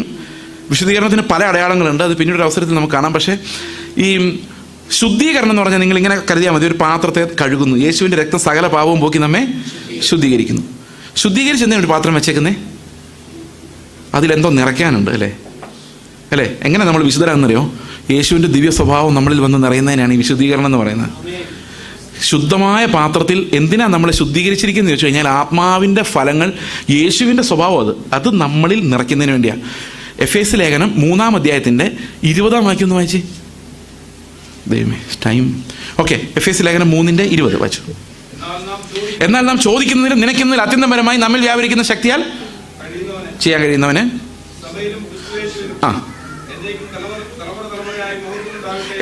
എന്താ ചോദിക്കുന്നതിലും എന്താ ചോദിക്കുന്നേ? ഒരു കാറ് നമ്മൾ ചോദിക്കുന്ന കാറിനേക്കാളും ചിന്തിക്കുന്നതിനേക്കാളും നനയ്ക്കുന്നതിനേക്കാളും അങ്ങനെയാണോ? എന്താ ചോദിക്കുന്നതിന് തൊട്ട് മുമ്പ് എഴുതിയിട്ടുണ്ടെന്ന് വായിച്ച 16 തൊട്ട്. മഹത്വത്തിന്റെ ദിനത്തിനൊത്തവണ്ണം അവന്റെ ആത്മാവിനാൽ നിങ്ങൾ അകത്തെ മനുഷ്യനെ സംബന്ധിച്ച് ശക്തിയോടെ ബലപ്പെടേണ്ടതിനും ക്രിസ്തു വിശ്വാസാൽ നിങ്ങളുടെ ഹൃദയങ്ങളിൽ വസിക്കേണ്ടതിനും വരം നൽകണമെന്നും നിങ്ങൾ സ്നേഹത്തിൽ വേരൂന്നി അടിസ്ഥാനമുള്ളവരായി വീതിയും ഉയരവും നീളവും ആഴവും എന്തെന്ന് സകല വിശുദ്ധന്മാരോടും കൂടെ ഗ്രഹിപ്പാനും പരിജ്ഞാനത്തെ കവിയുന്ന ക്രിസ്തുവിന്റെ സ്നേഹത്തെ അറിവാനും, അടുത്ത വാക്യം, പ്രാപ്തരാവുകയും ദൈവത്തിന്റെ എല്ലാ നിറവിനാലും നിറഞ്ഞു വരികയും വേണം. ഇതാണ് പ്രാർത്ഥന. എന്നിട്ട് പറയാ, നിങ്ങൾ വിചാരിക്കായിരിക്കുമല്ലേ ദൈവത്തിന്റെ നിറവിനാൽ എങ്ങനെ നിറഞ്ഞു വരും എല്ലാ നിറവിനാലും ഒന്ന്? നിങ്ങൾ എന്ത് ചോദിക്കുന്നോ നനയ്ക്കുന്നോ അതിനേക്കാൾ കൂടുതൽ നിങ്ങളുടെ ഉള്ളിൽ ദൈവത്തിന്റെ നിറവിനാൽ നിങ്ങളെ നിറയ്ക്കുവാൻ നിങ്ങളിൽ വ്യാപരിക്കുന്ന പരിശുദ്ധാത്മാവിനാൽ കഴിയുന്നവനെന്നാണ്. അപ്പൊ നമ്മളിൽ വ്യാപരിക്കുന്ന പരിശുദ്ധാത്മാവാണ് നമ്മളെ വിശുദ്ധീകരിക്കുന്നത്. അവൻ യേശുവിൻ്റെ ഗുണങ്ങൾ നമ്മളിൽ തന്നാണ് നമ്മൾ ഈ ലോകത്തിൽ നിന്ന് സെപ്പറേറ്റ് ചെയ്ത് നമ്മളെ യേശുവിൻ്റെ ക്യാരക്ടറുള്ള യേശുവിൻ്റെ ജനമാക്കി സെപ്പറേറ്റ് ചെയ്യുന്ന ആത്മാവിൻ്റെ പ്രവൃത്തിയാണ്. എത്രയൊക്കെ മനസ്സിലാവുന്നുണ്ട്? ഇത് നമ്മൾ ചെയ്യുന്ന പ്രവൃത്തിയല്ല, ആത്മാവ് നമ്മുടെ ഉള്ളിൽ ചെയ്യുന്ന പ്രവൃത്തിയാണ്. നമ്മുടെ ഞരക്കങ്ങളിലൂടെയാണ് ദൈവം അത് സാധിക്കുന്നത്. ആത്മാവ് നമുക്ക് തരുന്ന ഞരക്കങ്ങളിലൂടെയാണ് ദൈവം അത് സാധിച്ചെടുക്കുന്നത്. അതുകൊണ്ട് ഇവിടെ 100% ദൈവം 100% മനുഷ്യനുമാണ്. മനുഷ്യൻ ചെയ്യുന്നതെല്ലാം ദൈവം നമുക്ക് ഫേവറബിൾ ആയതുകൊണ്ടാണ്. ഓക്കെ, അപ്പോൾ നമുക്ക് തൽക്കാലം ഇവിടെ അവസാനിപ്പിക്കാം.